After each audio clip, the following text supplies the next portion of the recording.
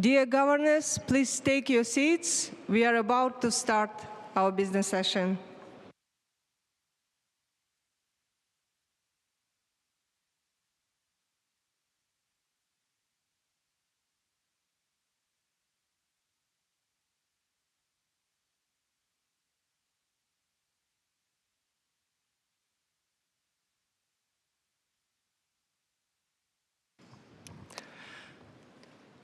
Governors, alternate governors, temporary alternate governors, President Kanda, good afternoon.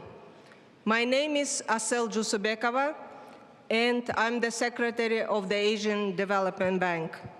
Thank you for taking the time to participate in today's business session of the 58th Annual Meeting of the Board of Governors.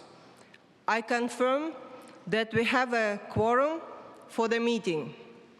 Now I request the Chair of the Board of Governors, the Governor for Italy, Honorable Fabio Panetta, to start the business session. Mr. Chair, please. Good afternoon, Governors, President Kanda. The meeting is called to order. I would like to welcome all of you to the business session of the 58th Annual Meeting of the Board of Governors of the Asian Development Bank. I would also like to welcome Israel, which is attending the session for the first time following its membership in 2024. Let us first take up paragraph 3 of the Procedures Committee report. The provisions relating to the conduct of the meeting, as set out in document BG 58.3, are similar to those adopted in previous years. I take it that this document is acceptable and that we may approve it as recommended by the Procedures Committee. In paragraph 1 of its report, the Procedures Committee has recommended the approval of the agenda as shown in document BG 58.1.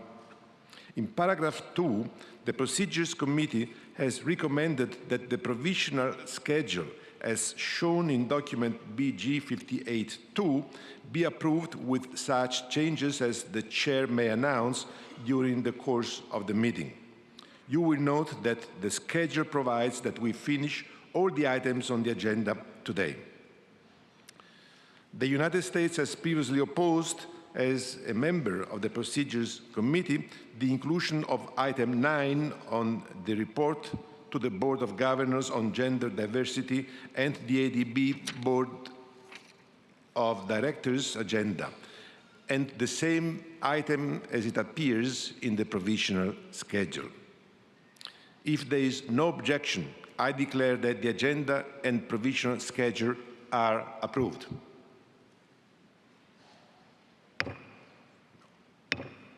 Twice. Let us now take up the committee's recommendation on the agenda items and start with agenda items 1, 2, 3, 4, and 9 for our notation, which were approved by the Board of Directors. Item 1 is the ADB Annual Report for 2024 as contained in the document BG 58.4. The United States has previously abstained at the Board of Directors on the proposal to submit the annual report to the Board of Governors. Item 2 is the update to the rules and regulations as contained in document BG 58.5. Item 3 is the budget for 2025, which encompasses the budgets for ADB and the ADB Institute, as shown in document BG 58.6. Item 4 is the status of the financial resources as contained in document BG 58.7. Item 9 is the report to the Board of Governors on Gender Diversity at the ADB Board of Directors as contained in document BG 58.10. As recommended by the Procedures Committee, I propose that the Board takes note of these 5 items accordingly.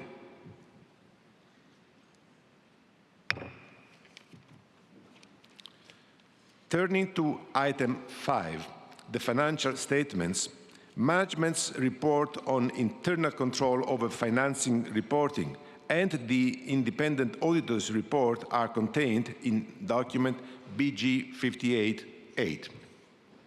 Item 6 is the allocation of net income contained in document BG 58-9.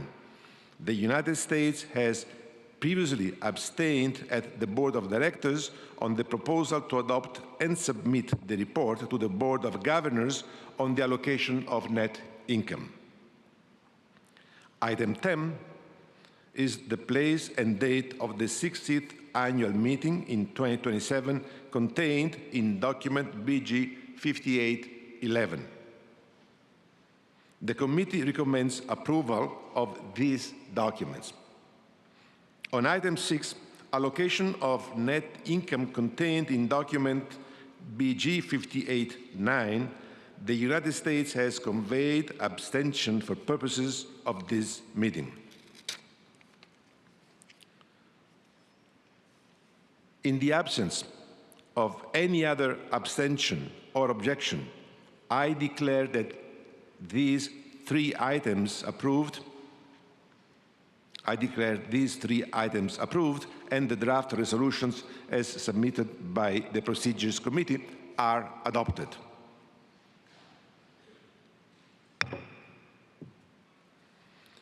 Turning to agenda item number 7, the committee recommends that the Procedures Committee for 2025 and 2026 be composed of the governors for Australia, Belgium, Brunei, Darussalam, the People's Republic of China, the Cook Islands, Finland, Germany, Japan, the Philippines, Tajikistan, the United States, and Uzbekistan, with the governor for Uzbekistan appointed as chair of the committee. If there is no objection, I declare this recommendation approved.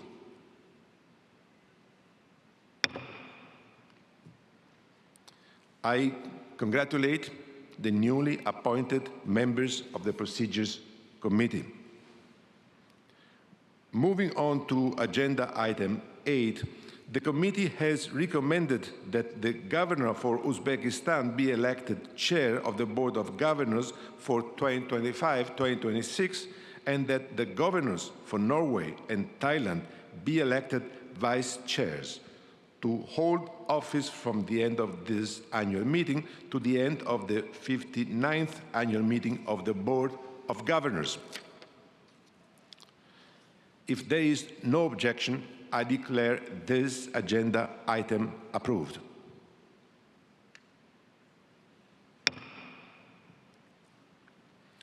I congratulate the governor for Uzbekistan on his election as chair of the Board of Governors for 2025 and 2026. I also congratulate the governors for Norway and Thailand on their election as vice chairs for 2025 and 2026.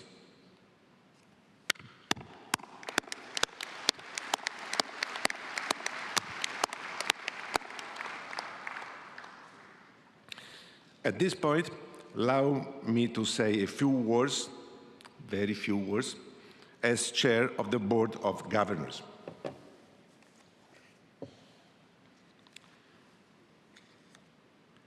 Mr. President of the Asian Development Bank, fellow governors and alternates, it is a privilege for Italy to host the 58th Annual Meeting of the ADB. This gathering offers a vital opportunity to reaffirm our shared commitment to sustainable development and economic resilience in Asia and beyond. As a founding member of the ADB, Italy sees this event not only as an opportunity to strengthen cooperation among nations, but also as a platform to promote inclusive and forward-looking global growth, fully aligned with this year's theme, sharing experience, building tomorrow. Although the world economy is expanding at a moderate pace, Asia continues to demonstrate robust performance, remaining a key engine of global growth. Yet the region also faces persistent challenges, from geopolitical tensions and policy uncertainty to elevated debt levels. In this context, the ADB stands at the forefront of the multilateral response, fostering international cooperation, promoting resilience, and mobilizing investment in support of sustainable development, particularly for its most vulnerable member countries. Italy welcomes the ADB's increased focus on non-sovereign operations in 2024, recognizing the vital contribution of the private sector in delivering innovative and scalable solutions for development. Italian companies, with their renowned expertise in engineering, design, industrial innovation, and many other sectors, are uniquely equipped to contribute meaningfully and enduringly to the region's development priorities.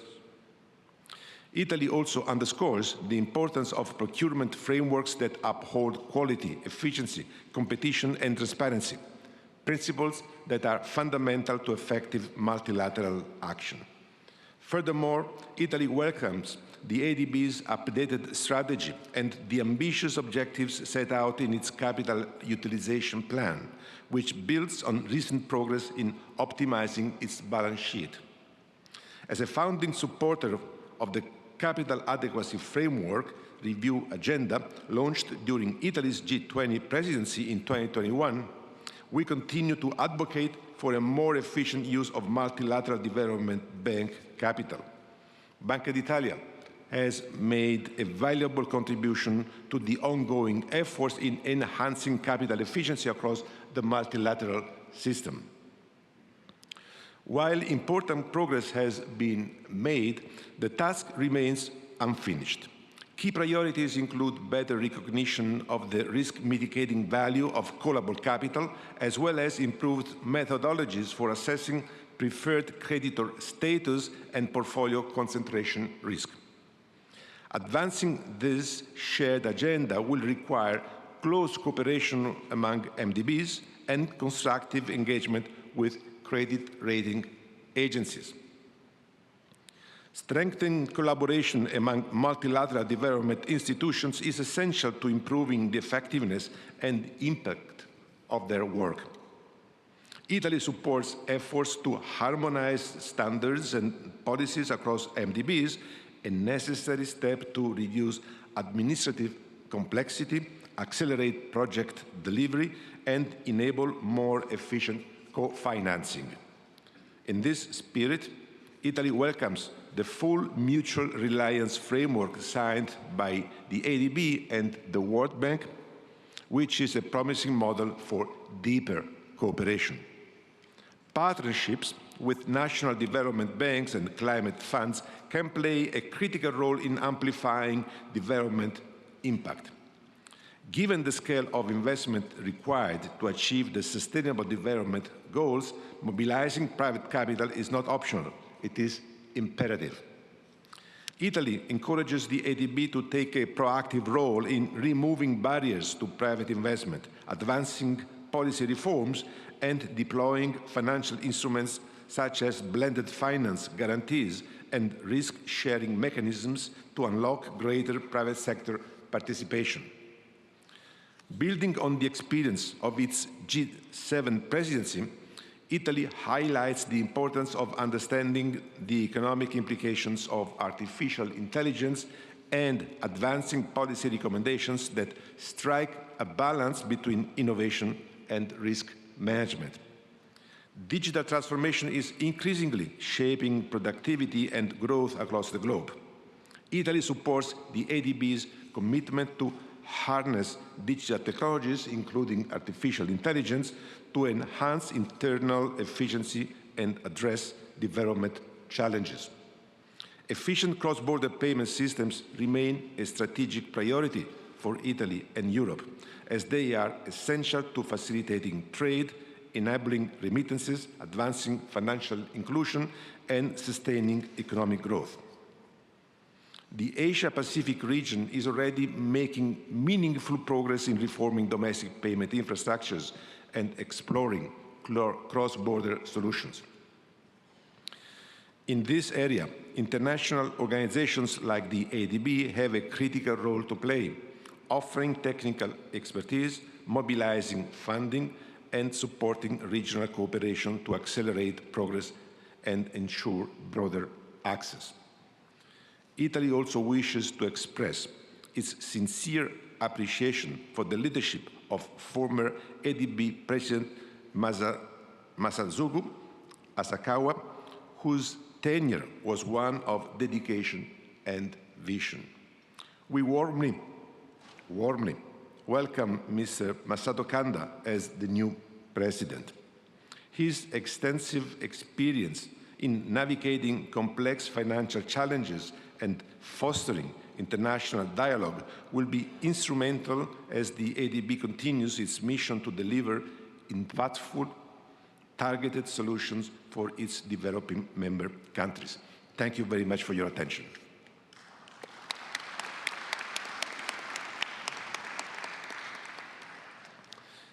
Thank you. We will now proceed with the management's report to the Board of Governors. I would like to call on the President of the Asian Development Bank to deliver the report. President Kanda, the floor is yours.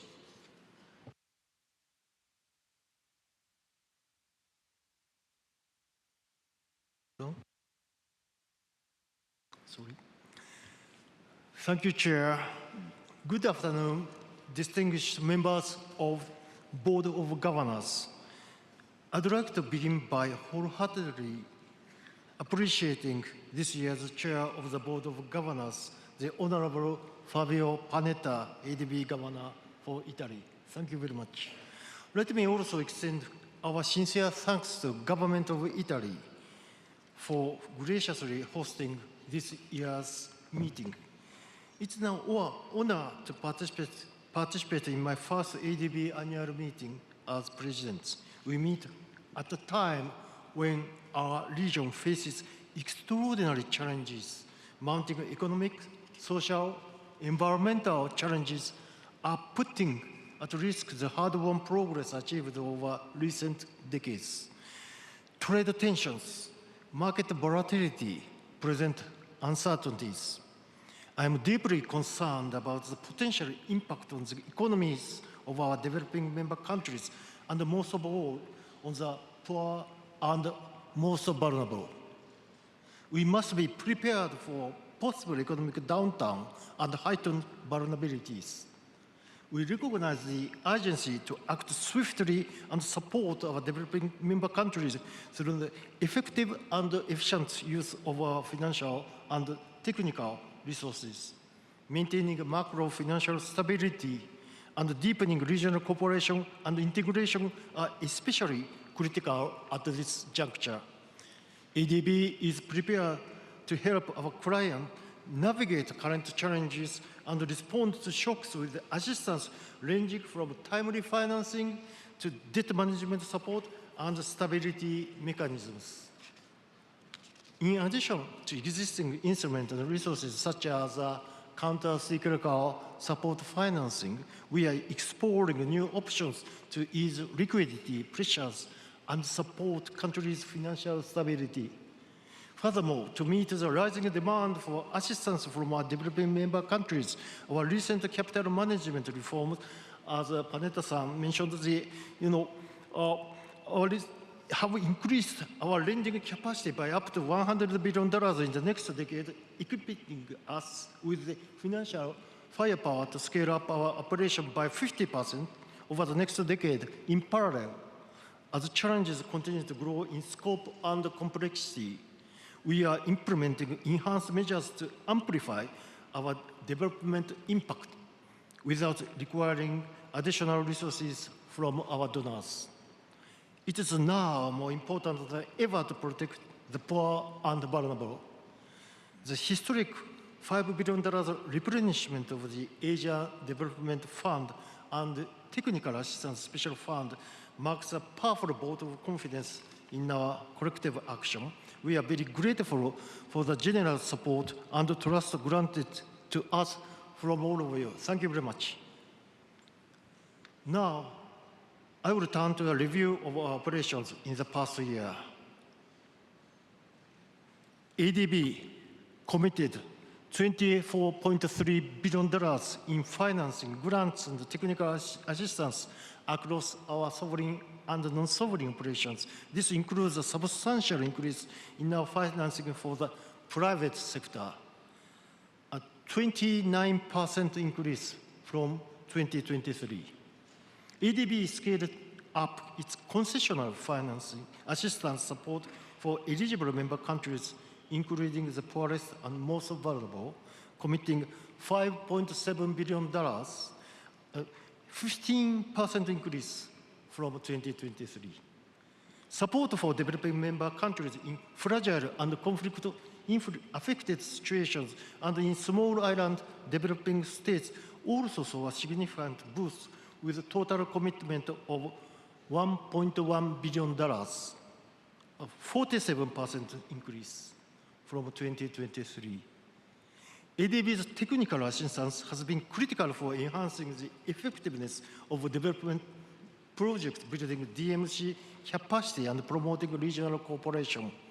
This support amounted to $298 million, 13% increase from 2023. Turning to our future operations, I'd like to highlight a few areas where we are ramping up our support to our development member countries. We will scale up our operations with increased strategic focus in areas like resilience and adaptation, private sector development, regional cooperation, and digital transformation. These priorities reflect the region's most pressing and complex development challenges. Our finance, knowledge, and advisory support will help to drive growth through jobs and human development. ADB's institutional push to scale and mainstream private sector development is a core operational priority. We aim to provide $13 billion in annual private sector financing by 2030. This support will accelerate the development impact and mobilize private capital.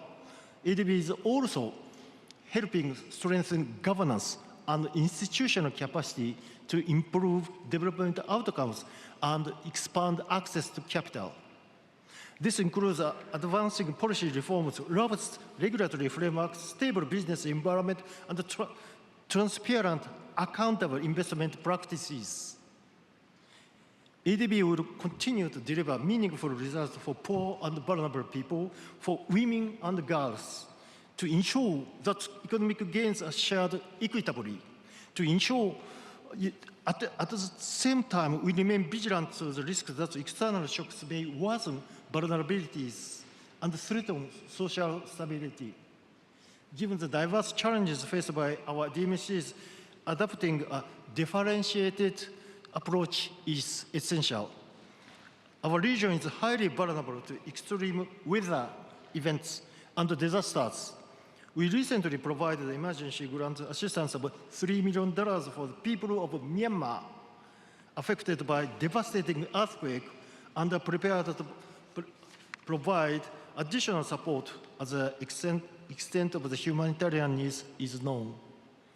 We are strengthening our efforts to enhance resilience by helping our developing member countries manage economic and financial risks, guided by clear results, frameworks, and performance-based objectives.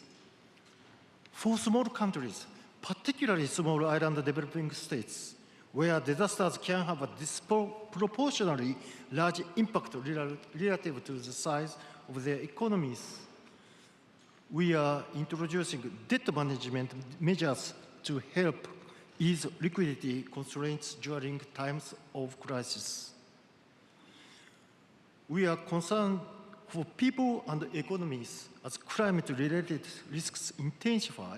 We are helping countries to adapt and grow substantially.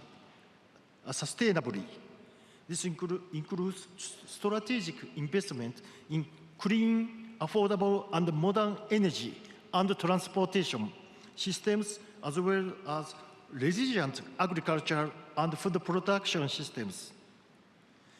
Digital transformation will also play a crucial role in enabling smarter infrastructure that enhance adaptability and optimizing resource use. ADB will continue its reform efforts to optimize human resources, streamline processes, and enhance the efficiency of budget utilization. We are also advancing operational agility by decentralizing our operations to deliver more tailored and effective solutions for our clients. We will continue to explore and implement measures to further augment our lending capacity and ensure ADB's financial sustainability. As a final highlight of our future direction, let me take note of a significant moment we are in for the history of ADB. We are amending our charter for the first time to remove the lending limitation. This is essential for ADB to support the priorities I have described in the most efficient and effective way possible. So, distinguished governors here, your vote will make this possible. We really count on you. Let me end by noting that ADB's greatest strength lies in our ability to adapt and respond to the region's evolving challenges in close partnership with our stakeholders. I'm confident that our dedicated staff will build on this deep trust to deliver results that benefit all our stakeholders. I very much look forward to working with all of you during my presidency to transform the lives of the people we serve. Thank you very much indeed, governors, for your valuable guidance and continued support. Thank you.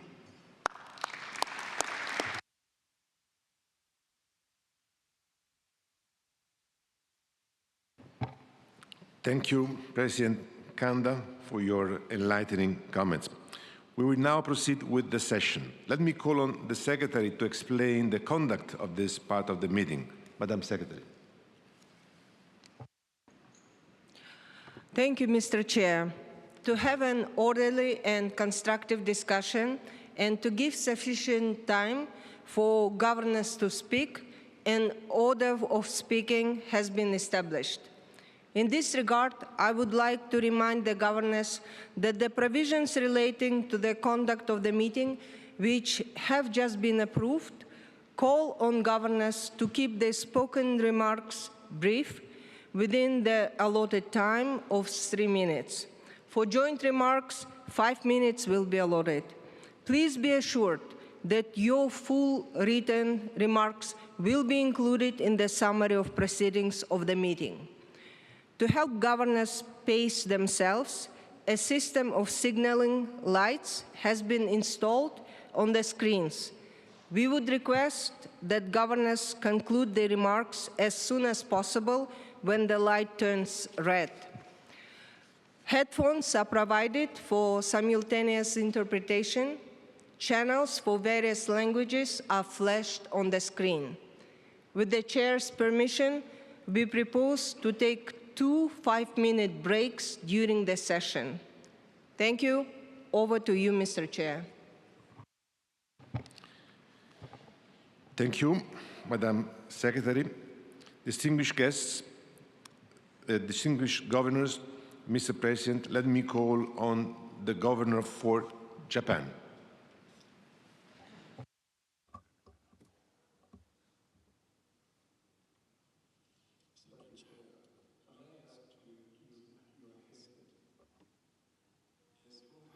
Chairperson of the Board of Governors, Mr. President, my fellow governors and distinguished participants.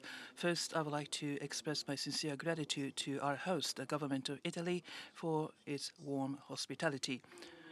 The Asia-Pacific region is facing increasingly complex and multifaceted challenges, including climate change, frequent natural disasters, public health emergencies, and economic and fiscal vulnerabilities, to name a few, which could halt the development progress that we have worked so hard to achieve over many years. Against this backdrop, Japan commends ADB's ongoing efforts to steadily implement a series of reforms, including generating a cumulative additional $100 billion of additional lending capacity for 10 years, enhancing its operational capacity, including through increasing their staff presence at the resident missions, while identifying 5 new strategic focus areas under the midterm review last year of the Strategy 2030. Amongst the new strategic focus areas, strengthening private sector development is of special importance. By mobilizing not just financial support, but all policy instruments such as knowledge and policy cooperation, Japan hopes that the ADB will work to holistically strengthen its private sector development from upstream to downstream. In other words, from facilitating enabling environment for investment to financing of projects. In order to effectively support such ADB's initiatives, I hereby announce Japan's contribution of $20 million to the AMAP, a new trust fund established at the ADB. I encourage interested partners to participate in this initiative. Japan hopes that the ADB, under the leadership of its new president, Mr. Kanda, will steadily execute a series of reform initiatives to lead other MDBs and to forge ahead to realize prosperous, inclusive, resilient, and sustainable development of the region. Last but not least, a decision was made earlier that 2027 annual meeting will be held in Nagoya, Aichi Prefecture in Japan, which Japan had pushed for. I appreciate the decision, and I will be looking forward to welcoming all of you in Nagoya the year after the next. Thank you. I thank the Governor for Japan. I call on the Governor for the United States.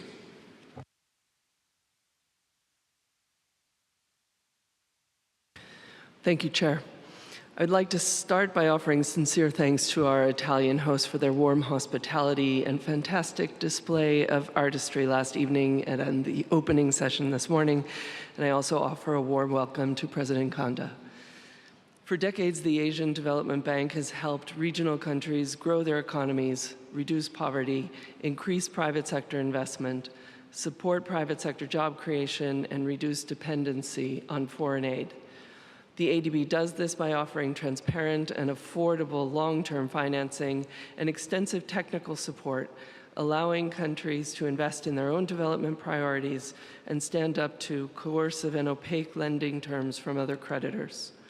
We see the potential for alignment between these core priorities and the Trump administration's efforts to promote safer, stronger, and more prosperous economies in the United States, in Asia and the Pacific, and around the world. But we worry that the ADB has moved too far from its core mission, and we need to see it refocus on the fundamentals: poverty reduction and market-oriented economic growth. As the bank returns to its core mission, it needs to be efficient and effective, including by mobilizing private investment, driving private sector-led, job-rich economic growth, and developing markets. Supporting the engine of the economy, the bank should be focused on ending energy poverty to enable private sector investment and boost growth. We call on the bank to take an all-of-the-above approach to energy and work to give countries access to all technologies that can provide affordable baseload generation, including, for example, nuclear power. Efficient use of resources requires greater focus on less developed countries where ADB support makes the biggest difference for poverty and growth, and application of the graduation policy in countries with higher incomes and ample access to other financing. In particular, concrete steps must be taken to put the People's Republic of China on a clear path to graduation. Greater efficiency and development effectiveness also require robust implementation of procurement policies that deliver quality and best value for money, not just the lowest cost, and that support long-term development of country capacity and competition on a level playing field that doesn't reward state subsidies and low standards. And as the United States and other member countries work within our systems to rein in fiscal deficits and boost efficiency, we call on the bank to restrain budget and salary growth and strengthen the bank's accountability mechanisms.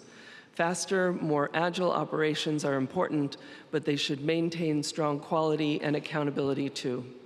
A return to the bank's core mission will promote global economic growth and stability, allowing us all to grow together.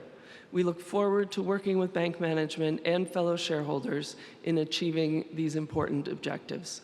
Thank you.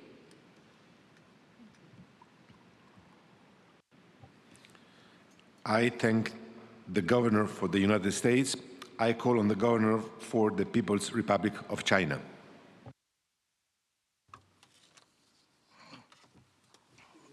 Thank you, Chair. I will speak in Chinese, please. Thank you, Chair. And I thank the Italian government for the thoughtful arrangements for this meeting. At present, the international landscape is filled with worsening fluctuations and turmoils. Unilateralism and protectionism are on the rise. In particular, certain economies started tariff and trade wars, creating tremendous risks never seen before to the global economy. Faced with risks and challenges, ADB members should stand together and oppose small yard hyphensis so as to bring more certainty and positive energy to global growth. Against this backdrop, we call the NDB to uphold multilateralism, better serve as a multilateral platform, cooperation platform, and push members to join hands in tackling challenges and promoting prosperity. I'd like to share 3 suggestions. First, push members to enhance policy coordination and jointly safeguard the multilateral trade system. Second, stick to ADB's strategy and continue implementing climate financing goals. Third, give play to technological innovation as a driver of growth and push for upgrading of traditional industries. I also would like to make a response to the U.S. requesting ADB to stop lending to China. Such actions violate ADB's policy and strategy and is unacceptable. The ADB's rules and regulations must be respected. According to ADB's 2023 assessment, China has not yet met all the criteria under the bank's graduation policy. China is the largest developing country in the world, and our cooperation with the ADB suits ADB's Articles of Agreement. And also China's cooperation with the ADB is mutually beneficial and a win-win. We have not only been a high-quality client of the ADB, but also been contributing net financial flows to the bank since 2023. We don't deliberately pursue a certain lending size. We're open towards the future side of lending cooperation with ADB. We expect the ADB to adhere to its Articles of Agreement, uphold the principle of multilateralism and political neutrality, and make decisions in accordance with multilateral rules. China is a beneficiary of, as well as contributor to globalization. In recent years, we contribute to 30% of global growth. China will continue improving high-level opening up and share China's opportunities and benefits with the world, especially Asian Pacific members, so as to tackle challenges of the era and create a better future for the region. Thank you. I thank the Governor for the People's Republic of China. I call on the Governor for India.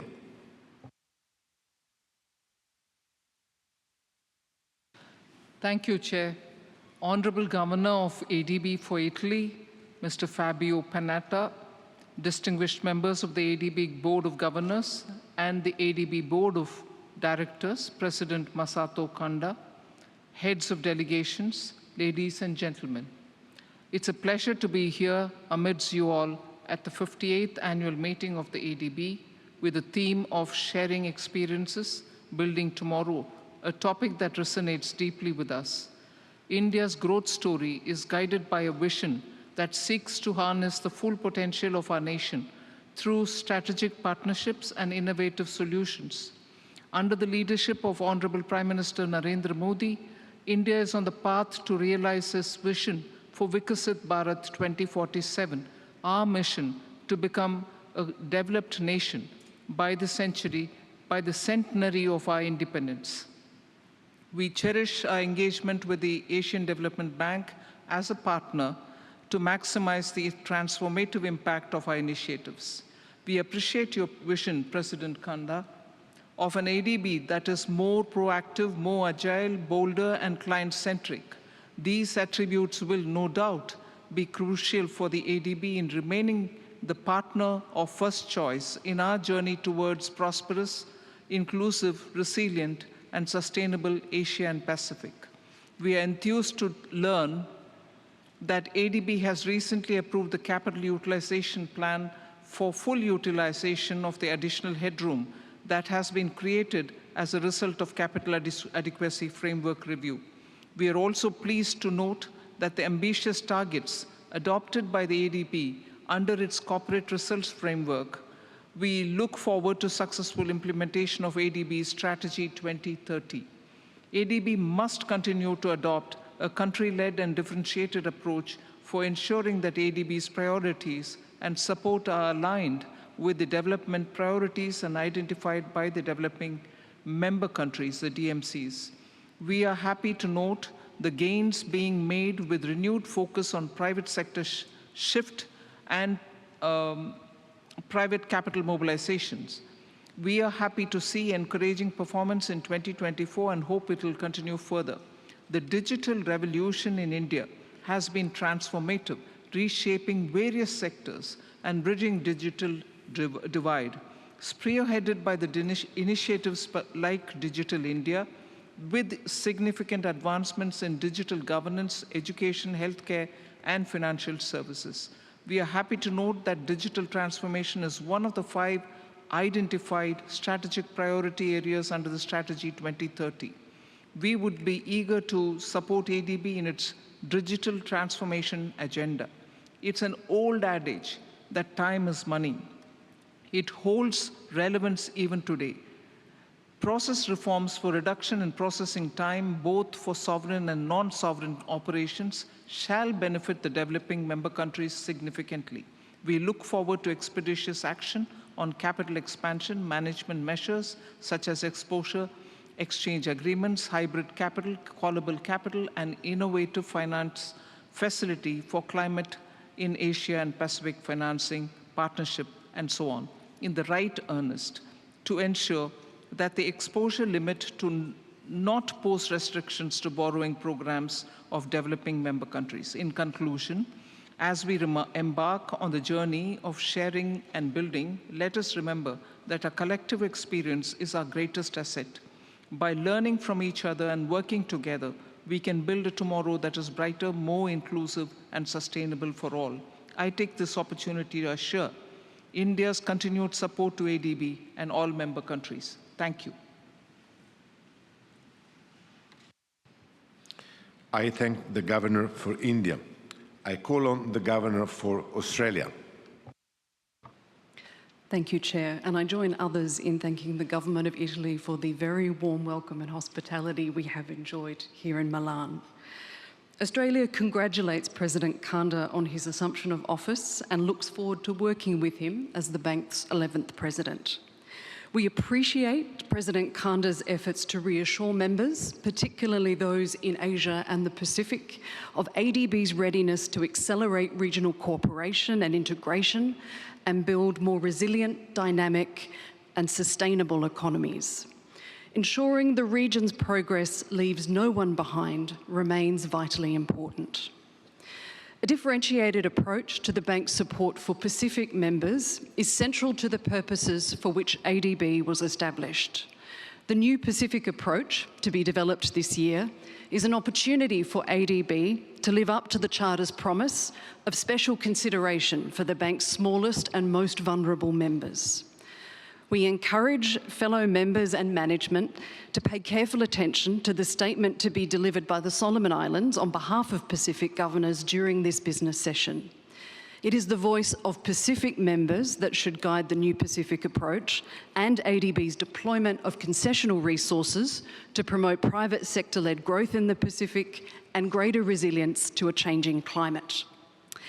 As the Pacific's largest bilateral partner, we want to see ADB focus on the support needed to ensure projects are consistent with the Pacific Quality Infrastructure Principles. We also expect to see ongoing efforts to further embed value for money principles in infrastructure-related procurement. Contractors should face the consequences and bear the costs of poor performance. And there needs to be a stronger emphasis on benefits to local communities during construction and more sustainable approaches to operations and maintenance. ADB should not be complicit in allowing a cycle of build, deteriorate and rebuild to be perpetuated. We recognise ADB's efforts to maintain its position as the multilateral partner of choice for the region, modernising internal processes and culture alongside moving staff closer to clients are needed for ADB to remain a relevant and effective development partner. Australia appreciates ADB's pioneering approach to balance sheet optimisation and welcomes ongoing efforts to make best use of existing capital resources. We welcome the initiation of the first ever amendment to the ADB Charter to remove the lending limit. With that limit currently expected to become binding in late 2026, we join President Kanda in urging all members to vote in favour of the amendment as soon as practicable to avoid any disruption to ADB's ability to support the region's needs in uncertain times. Thank you, Chair.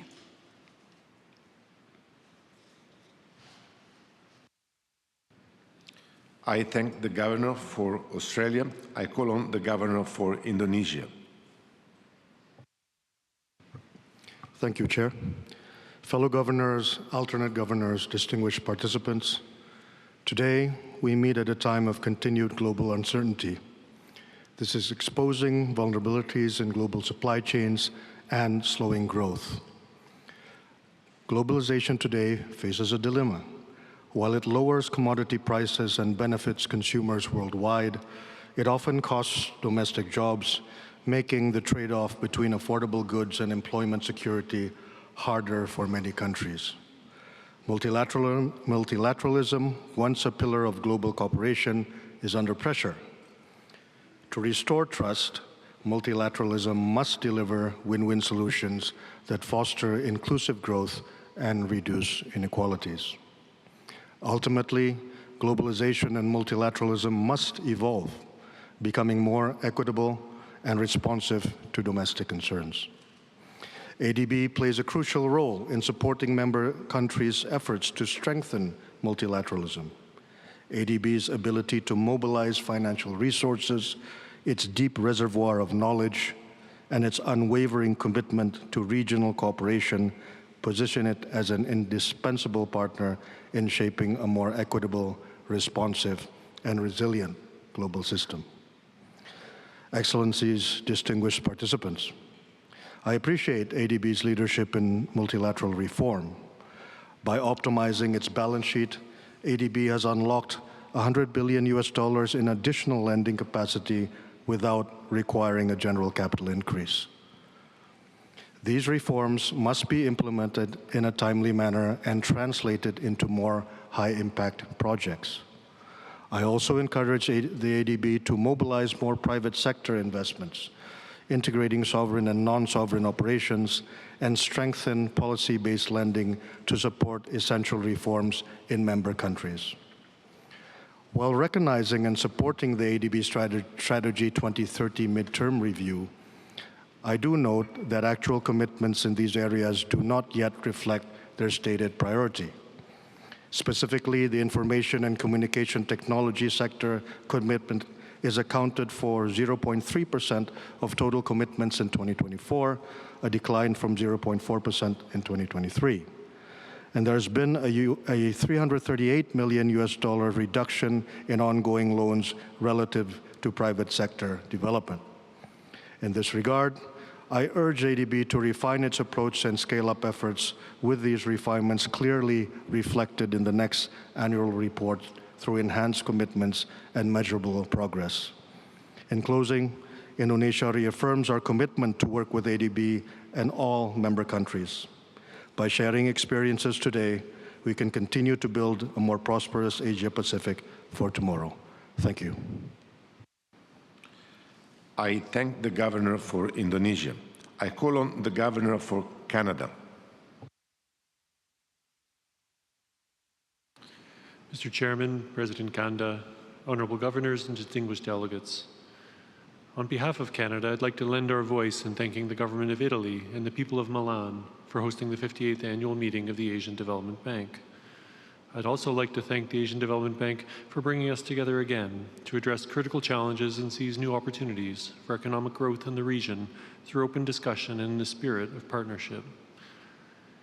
We welcome President Kanda in your first meeting as ADB President and wish you every success as you guide the bank into its next phase of transformation with the goal of fostering sustainable, inclusive, and resilient growth across the region.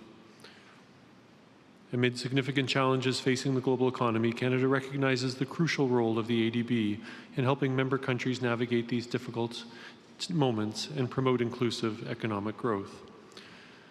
In particular, the bank's private sector shift is crucial for sustainable development in Asia Pacific, ensuring that all segments of society benefit from economic progress. With the rising need for development finance, it is increasingly important that the ADB support initiatives that foster private sector development and mobilize the resources to meet these demands. Addressing energy transitions and climate change also require significant investment, underscoring the private sector's role in mobilizing finance for sustainable solutions. Canada believes the ADB has a unique role to play in that regard, and we're pleased that the bank has already embraced this imperative. The success of ADB's private sector shift hinges on the effective implementation of reforms. Canada welcomes ADB's efforts, including in boosting lending capacity, updating Strategy 2030, adopting a new corporate results framework, and delivering a capital utilization plan.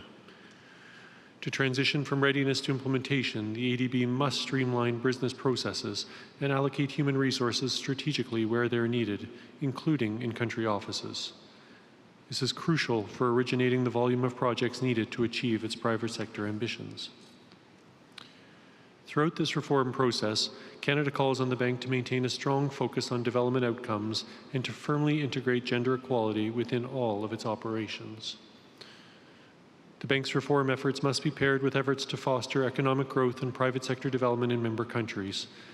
Canada calls on the bank to continue its support for countries to scale up their capacity and mobilize domestic resources. This is vital if developing member countries are to achieve the SDGs. In addition to helping countries finance their own social development and infrastructure, widening the tax base and improving tax administration, it reinforces the social contract between governments and citizens and has the potential to attract private investment and set the stage for sustained and inclusive growth. Finally, Canada welcomes the review of the bank's accountability mechanism policy. A strong accountability mechanism is crucial to the institution's reputation and its ability to effectively implement its work. We're encouraged by the consultation process, which aims to incorporate the views of a wide array of stakeholders. Canada believes that the review is an opportunity to place ADB as a leader amongst peer multilateral development banks, and we urge the bank to develop an accountability mechanism that upholds the highest standards of accessibility, credibility, efficiency, and effectiveness. In closing, I take this opportunity to reiterate Canada's steadfast commitment to the Asian Development Bank and will continue to be an active, engaged, and reliable development partner in the region. I thank you. I thank the Governor for Canada. I call on the Governor for the Republic of Korea. Thank you, Chair. I would like to extend my sincere appreciation to Italy and ADB for hosting this annual meeting in Milan, where tradition meets innovation. The global economy continues to face uncertainties. This puts downward pressure on development across the Asia-Pacific region. In these challenging times, ADB's unwavering role and contributions are more important than ever. I look forward to ADB serving as a driver of regional growth under the outstanding leadership of President Kanda. ADB has proactively advanced the key MDB reforms, substantially increasing lending headroom and restructuring its organization. The Korean government fully supports those efforts, and I would like to offer 3 recommendations. First, ADB should continue to strengthen its support for global public goods, a key part of its mission. Challenges such as climate change and stable regional supply chains go beyond the capacity of any single country to tackle. I hope ADB will fully leverage its expertise and lead sustainable and mutually beneficial regional cooperation.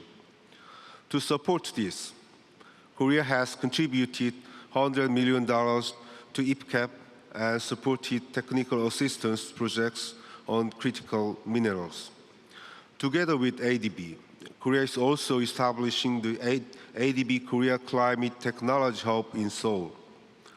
Second, ADB should further advance its corporate research framework. Today, member countries expect MDBs to make tangible development progress and increase operational efficiency.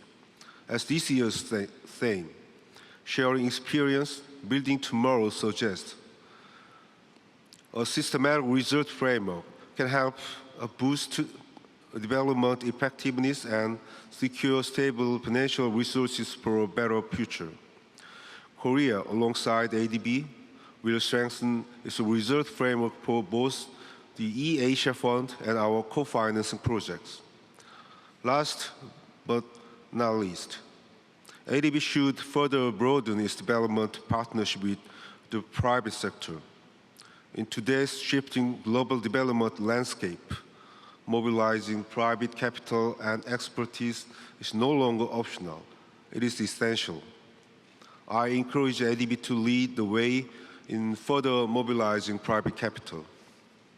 Sharing knowledge on appropriate risk allocation and effective public-private cooperation mechanisms will lay the groundwork. Thank you, Chair. I thank the Governor for the Republic of Korea.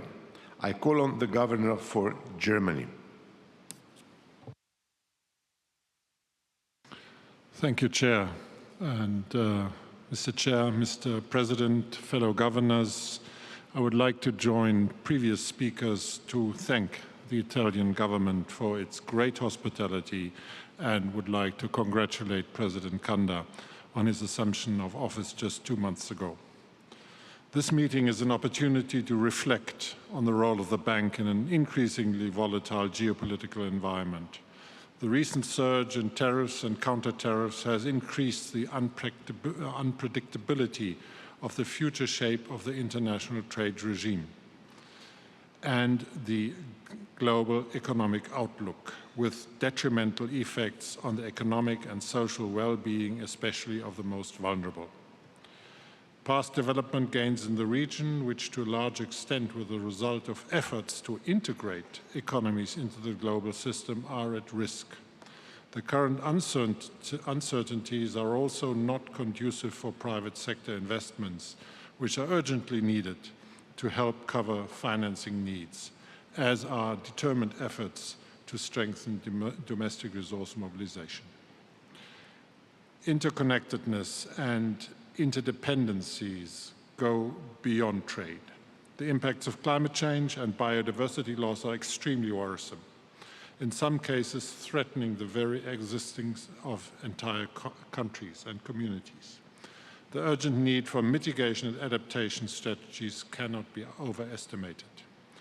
Jointly addressing global challenges, advancing the SDGs and the Paris Agreement, therefore remains the utmost importance for Germany. The theme of this annual meeting therefore rightfully contains a strong appeal to collaborate for a better future. President Kanda, in the past 2 years, shareholders have engaged intensively with your predecessor and have jointly agreed on important building blocks. The midterm review of Strategy 2030 provides strategic direction, and the corporate results framework includes key indicators, such as 50% financing for climate action and 60% for operations promoting gender equality. The review of the capital adequacy framework substantially expands ADB's lending capacities, while the successful replenishment of ADF 14 will cater for the needs of poorer DMCs. Finally, the new operating model is designed to accelerate the implementation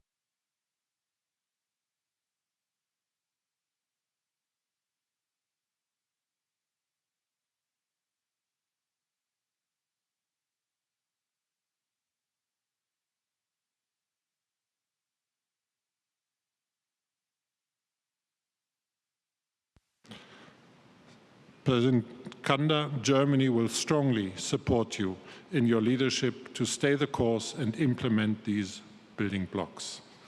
Mr. President, defining ADB's future strategic focus was part of an internationally concerted effort. Italy and subsequent G20 presidencies of Indonesia and India were instrumental in providing direction. The collaborative efforts to set a common agenda and maximize synergies of MDBs clearly underlines the potential of collective action. It's also proof of the importance of multilateralism and rules-based multilateral systems.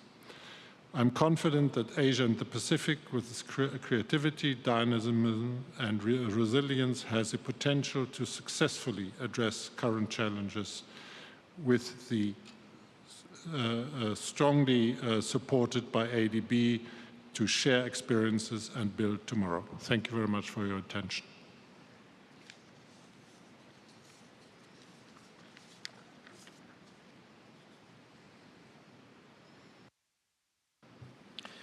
I thank the Governor for Germany. I call on the Governor for Malaysia. Thank you, Chair. Chair of the Board of Governors, President Kanda, fellow governors, ladies and gentlemen.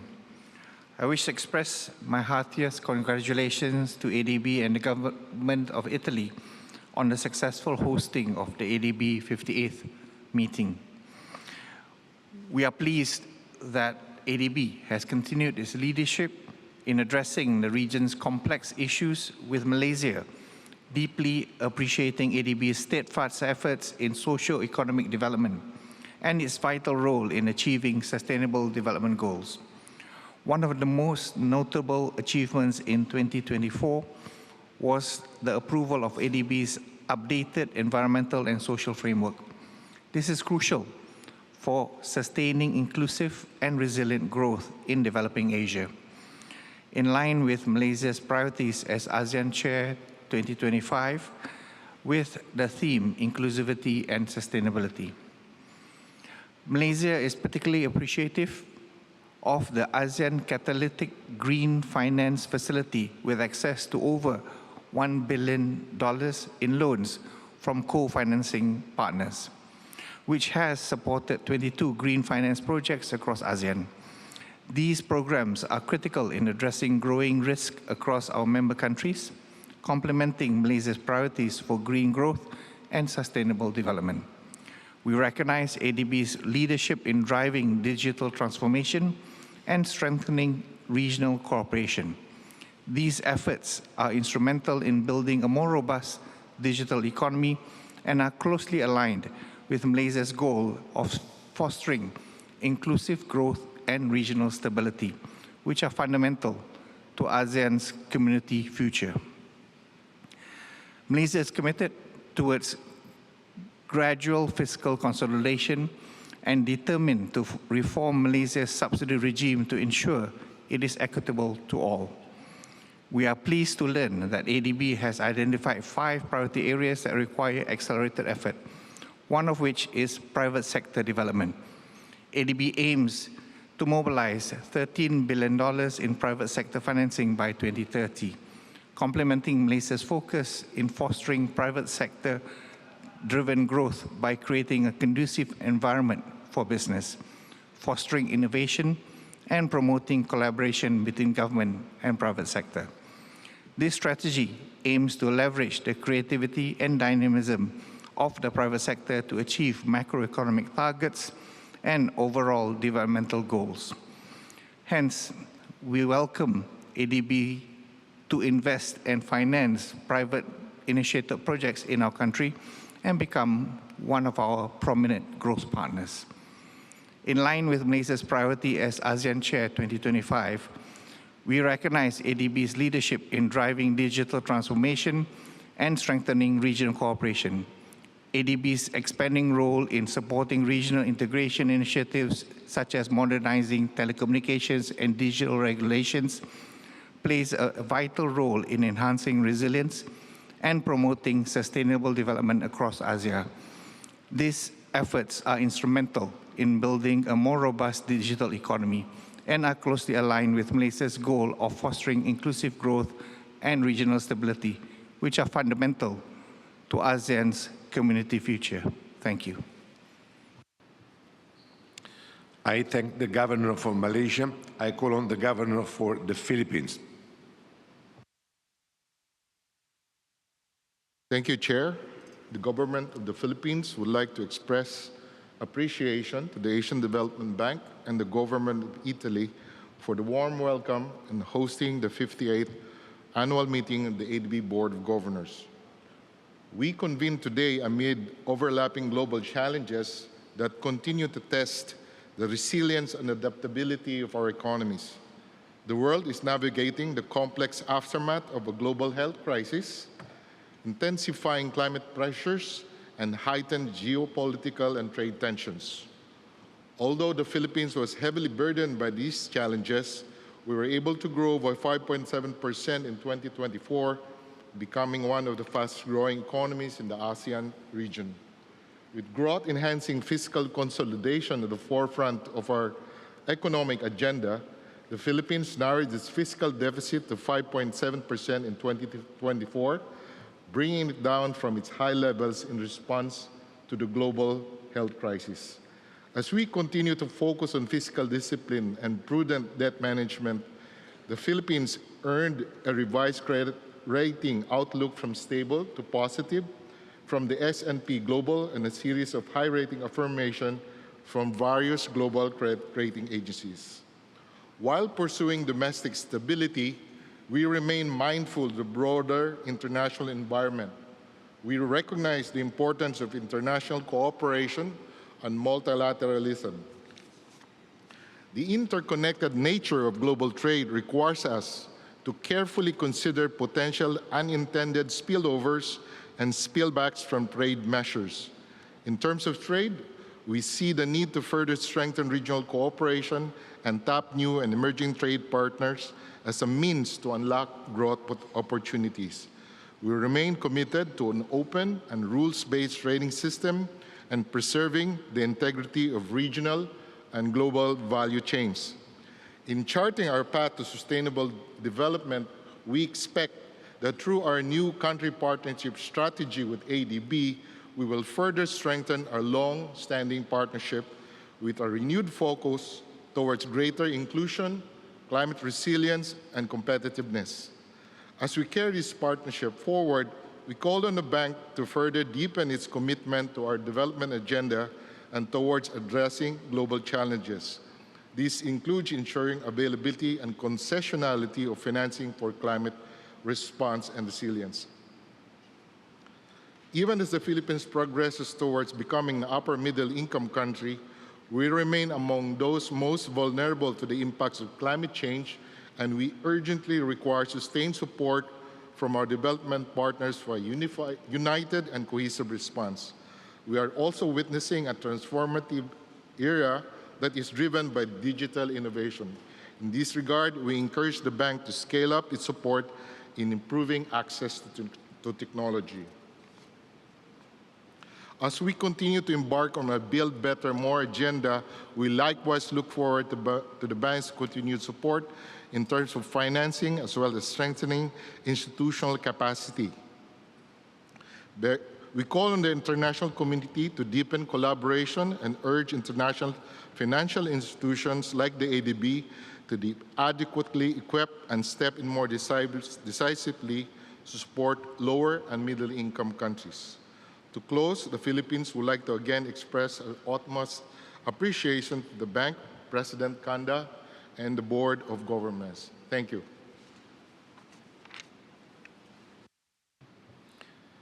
I thank the Governor for the Philippines. I call on the Governor for France.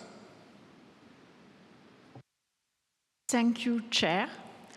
On behalf of France, I would like to join others in expressing my deepest thanks to President Kanda and to the Asian Development Bank team for organizing this successful annual meeting. My deepest thanks also to the Republic of Italy for its warm hospitality. As a like-minded bloc, Europe is a major shareholder of ADB. The annual meeting in Europe this year sends a powerful signal of the continued commitment to strong multilateral cooperation between regional and non-regional member countries to respond to the Asia-Pacific region's challenges. Last year, ADB has demonstrated its capacity to engage in multiple internal reforms to consolidate its financial and operational models and to enhance its effectiveness and impact for client countries. France encourages the ADB to continue on this very promising path. Looking ahead to 2025, we think there are three areas of common interest that deserve particular attention.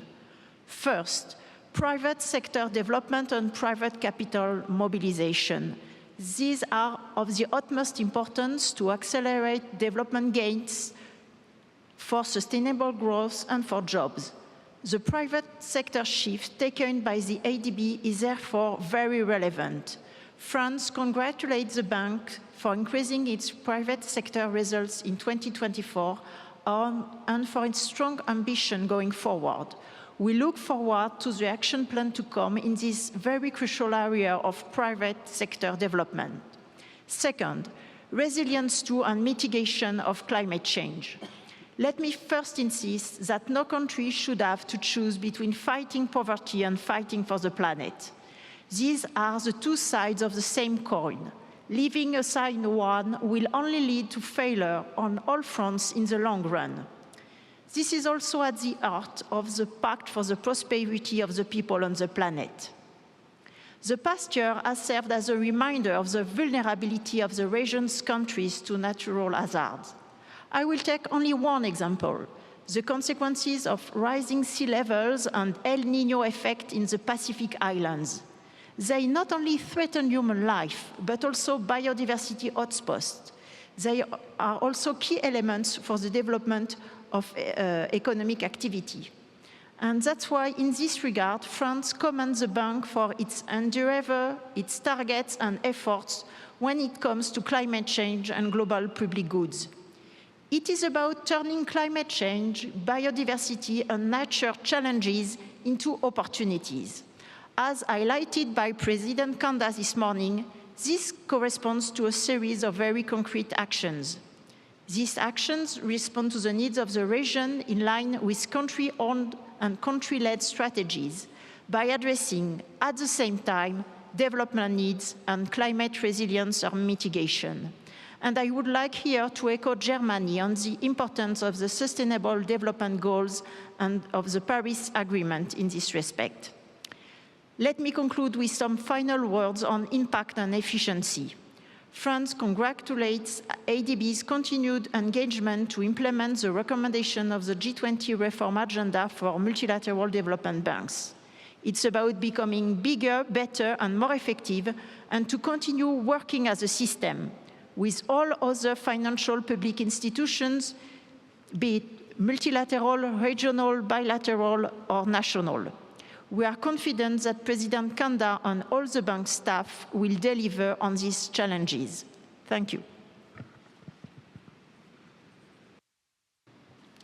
I thank the Governor for France. I call on the Governor for Pakistan. Bismillah ar-Rahman ar-Rahim. Honorable Chair, President of the Asian Development Bank, distinguished governors, ladies and gentlemen. I would like to express my gratitude to the government of Italy for hosting the 58th Annual Meeting of the Asian Development Bank in Milan, a city of mesmerizing culture, innovation, and rich intellectual discourse. The meeting's theme, Sharing Experience, Building Tomorrow, very aptly reflects the importance of fostering collaboration and knowledge exchange among ADB members, international organizations, and other stakeholders to address regional development challenges for a better tomorrow.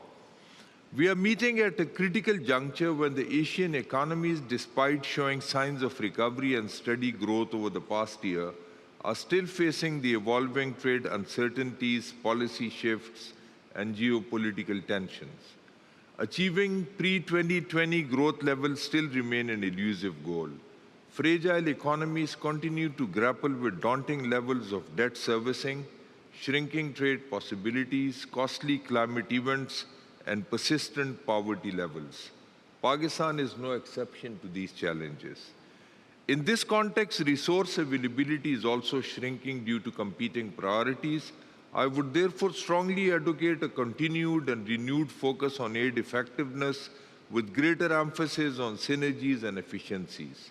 We also need to vociferously insulate delivery of development assistance from other considerations, and in order to maintain high standards of institutional integrity, it is imperative to process development assistance on merit and in a most objective, balanced, and transparent manner. Ladies and gentlemen, the present government of Pakistan inherited a complex set of economic challenges. The government swiftly embarked upon a wide-ranging structural reforms program to achieve sustainable macroeconomic stability. Owing to this unflinching commitment to reforms, we have reached a pivotal moment of economic recovery with stabilized fundamentals, restored confidence, and reignited growth. The ongoing program is well coordinated with our development partners, including the IMF, World Bank, and Asian Development Bank. This economic turnaround in a short span of time is manifested by improved fiscal balance, current account surplus, reduction in inflation, and other indicators. Pakistan greatly values and appreciates long-standing and trusted partnership with ADB. As Pakistan resolutely pursues the ambitious reforms program, we expect the bank to provide much stronger financial assistance and knowledge support in order for us to stay the course. The government of Pakistan is working with ADB to define the scope of its next country partnership framework strategy in consultation with other relevant stakeholders. I would urge ADB to craft a strategy which is long-term, which is specific, envisioning transformation improvements in specific sectors aligned with member countries' national and subnational priorities. It needs to focus on clear outcomes and effective implementation strategies. We agree that private sector is the primary engine of growth, owing to its ingenuity, innovation, innate orientation for efficiency, and limited capacity for employment creation. We expect ADB to step up its efforts to promote private sector activities and enhancing the footprint of private sector operations. I would also request ADB to continue and further strengthen the policy-based lending to member countries to support reforms in key structure of economy. We would also encourage ADB to foster collaboration with other multilateral and bilateral partners under a structural mechanism to leverage each other's comparative advantages. The full mutual reliance framework with World Bank can be swiftly implemented and also expanded to cover other MDBs. Excellencies, in closing, let me emphasize the importance of sharing experiences to overcome the daunting challenges of today and to build a better, prosperous, greener tomorrow for our coming generations. It is an onerous undertaking, but not greater than our collective will, capacity, and resources. Thank you very much.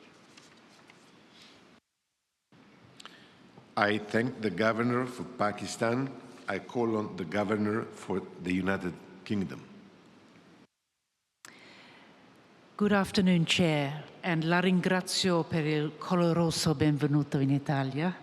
And President Kanda, congratulations to you for your visionary speech this morning, laying out your commitment to building a more resilient and prosperous future for the people of Asia and the Pacific. We know that countries are facing multiple challenges at the moment, including high levels of indebtedness, more frequent natural disasters, and geopolitical shifts. Inequalities between men and women have exacerbated since COVID, and the ADB must ensure women's empowerment is at the heart of its operations. Increasing women's participation in the workforce could add $7 trillion per year to global GDP, so there are strong reasons for pursuing this important pathway to economic development for women and the communities women live in. It's also vital to maintain progress on other reforms, including increasing private investment, capital adequacy framework reform, and operational efficiency improvements to achieve the ambitious targets which the bank has set. It's vital to ensure a focus on the region's most vulnerable countries, and the UK welcomes the Asian Development Fund 14's commitments on Myanmar, Afghanistan, and vulnerable Pacific islands. We're glad to be one of its largest contributors and urge the bank to address implementation constraints identified under ADF 13 and coordinate closely with other donors to maximize impact.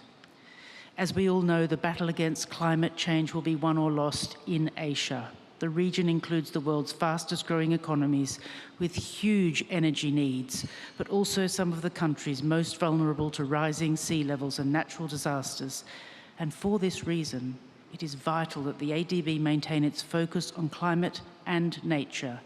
We welcome progress towards the target of 50% of financing for climate action by 2030 and the launch of the Innovative Financing Facility for Climate in the Asia-Pacific region. We look forward to closer collaboration through the UK ADB Nature and Food Partnership Cooperation Agreement, which will accelerate investment in biodiversity, natural capital and food systems. The UK private sector offers a wealth of financial expertise and innovation which can benefit both the region and the UK. And the bank should prioritise crowding in more private capital because we know public finance alone cannot fill the infrastructure finance gap. Last year's agreements between British International Investment and the ADB for $100 million in risk sharing for trade and supply chain finance is an excellent example of collaboration to address this gap. Finally, the bank must be rigorous in evaluating the efficiency of its operations as it scales up investments. We support the full mutual reliance framework with the World Bank and the implementation of the new operating model reforms. In an uncertain and rapidly changing world, the UK remains committed to supporting the ADB to make a positive impact on the economies and development of its members. Grazie. I thank the Governor for the United Kingdom. I call on the Governor for New Zealand. Tēnā koutou, President Kanda and Honourable Governors. I would also like to extend thanks to the Government and people of Italy for their excellent hosting of this meeting and the efforts of ADB staff in bringing this event together. Mr. President, New Zealand is a steadfast supporter of the ADB and the critical work it does for our region. We acknowledge that the global environment in which the bank operates is fraught. Global conflict and geopolitical tensions present serious risks to the multilateral rules-based order. While grappling with these immediate challenges, we run the risk of ignoring long-term and shared challenges. Our region suffers from a development and infrastructure gap. We must continue to be responsive to country priorities such as climate change. At this time, the ADB has a critical role to play in supporting multilateralism, providing development assistance and building connections between regional partners. As states navigate a more uncertain economic and security environment, the ADB and its counterparts must lead efforts to address local and regional challenges facing their members. Last year, New Zealand urged the ADB to find ways of addressing issues that don't fit neatly into existing structures. Since then, the bank has set in place some important foundational policies, including Strategy 2030, the Corporate Results Framework, the Capital Utilisation Plan, and the renewal of the Environmental and Social Framework. We applaud the successes in implementing the new operating model. We also acknowledge operational improvements within the bank. Mr. President, we encourage the ADB to continue this good work to break down internal silos and reform internal culture, including on the bank's gender pay gap. The removal of the charter lending limit will unlock additional lending and must be implemented this year. Reforming the bank's internal culture will be fundamental to making the most of the extra capital unlocked by the capital utilisation plan. This is an opportunity for the ADB to truly make transformative change. To do that, it needs to put development impact first and foremost. We must not lose sight of long-standing priorities of the bank and its clients. Development must be country-led. Climate change, gender and inclusive development are core issues that must be addressed in order to enable development. The Pacific operates in a unique procurement market. When operating in the Pacific, the bank must systemize changes to focus on quality for all parts of the procurement process. There must also be effective review mechanisms that ensure lessons are captured and improvements made. The Pacific quality infrastructure principles need to be upheld in all cases, and local content needs to be uplifted. We urge the bank to redouble efforts to improve these processes in the Pacific and implement effective change in this area of critical importance. The ADB must also improve its strategic communications, both in celebrating successes and communicating its intent. We need to show how we are improving the lives and opportunities for the people of our region. Mr. President, in uncertain times, New Zealand believes the ADB can be a model of good governance, effective development assistance, and champion for the multilateral rules-based order. It will require ambition and a commitment to continuous improvement, but we have seen that the bank can meaningfully change in ways that improve the material conditions of the people in our region. Thank you. I thank the Governor for New Zealand.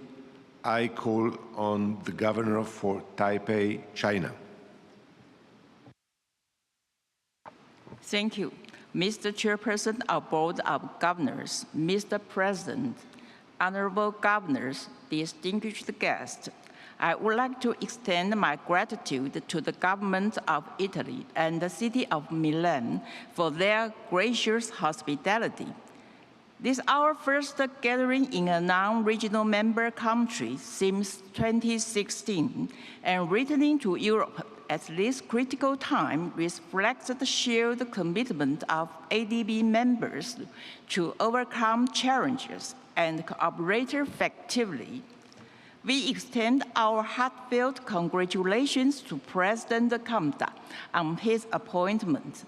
Under the President's outstanding leadership, the ADB's reform agenda will embark on a new chapter, enhancing ADB's capacity to deliver high-impact and modernized development solutions. In addition, we acknowledge the successful implementation of the bank's capital adequacy reforms, as well as ADB management's crucial role in preparing the festival proposal to amend the ADB Charter.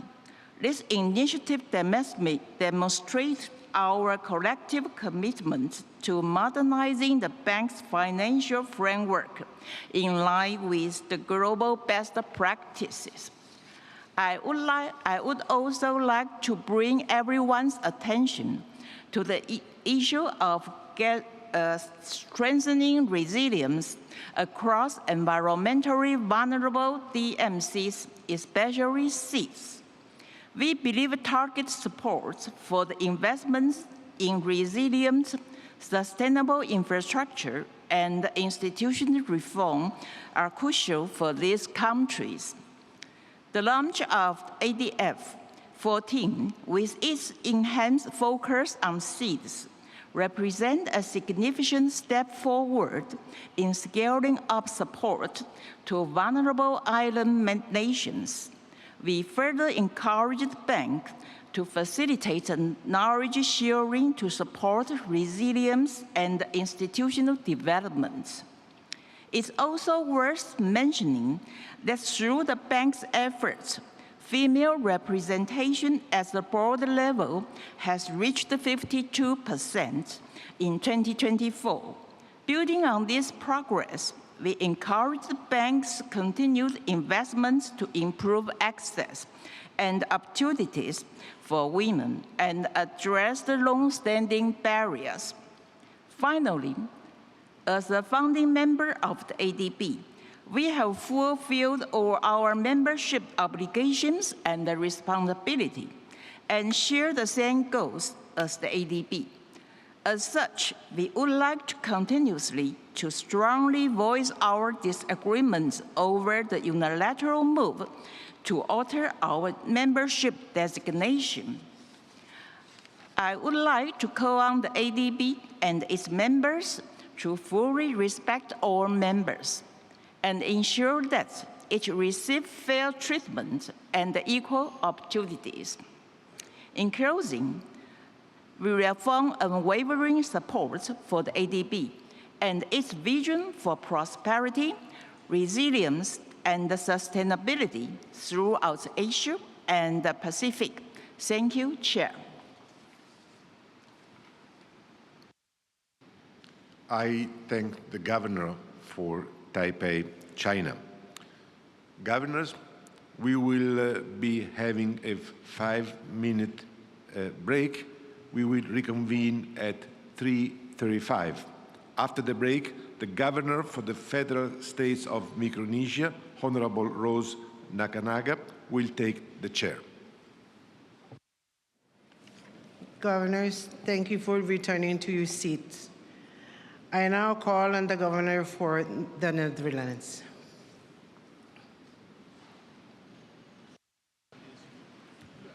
Thank you, Chair. Still in awe of the marvelous concert we witnessed last night, let me start by warmly thanking the Republic of Italy for hosting the 58th Annual Meeting here in Milan. Grazie mille. We gather at a time of increasing global complexity. Conflict and crisis, climate shocks, rising inequality, and the shifting multilateral landscape are putting growing pressure on sustainable development and international collaboration. In this context, the importance of effective, resilient multilateral institutions like the ADB is indisputable. The Kingdom of the Netherlands appreciates the ADB's midterm review of Strategy 2030, particularly its focus on enhancing regional cooperation and strengthening the private sector. We welcome the ADB's efforts to mobilize private capital for development, which will drive economic growth and contribute to achieving the SDGs. We also value the ADB's commitment to strengthening collaboration with other multilateral development banks to address global challenges more effectively, such as through the full mutual reliance framework. We encourage the ADB to continue adapting its strategies to meet the evolving needs of its member states while prioritizing inclusivity, resilience, sustainable development, and equal opportunities for all. To enhance the bank's impact, I would like to highlight 3 key recommendations. First, the Netherlands encourages the ADB to maintain strong momentum in mobilizing private capital, particularly in markets with significant development needs. Expanding private sector involvement is crucial for building and bridging financing gaps, supporting economic resilience, and fostering inclusive and sustainable growth, ultimately contributing to the achievement of the SDGs. Second, in turbulent times, it is essential for the ADB to stay aligned with its core values. Ensuring governance practices reflect its commitment to inclusivity, transparency, and sustainability. While adapting to the evolving needs of its member states, the ADB should uphold its principles, maintaining ethical governance and strategic integrity. This will preserve stakeholder trust and support while enhancing the bank's impact on global challenges, including climate change, and ensuring alignment with international agreements such as the Paris Agreement. Finally, accountability must remain a central focus. The Netherlands strongly emphasizes the importance of a thorough and effective implementation of the review and enhancement of the accountability mechanism, to ensure that affected communities have better access to effective and accessible remedies. This is vital for maintaining trust, credibility, and protecting human rights and development. We are pleased to be here in Milan, working together to reach the SDGs and accelerate development in Asia and the Pacific. Let me assure you that the Kingdom of the Netherlands remains a committed and constructive partner to the ADB. Together, we can rise to the challenges of our time and unlock sustainable prosperity for the region's people. Thank you.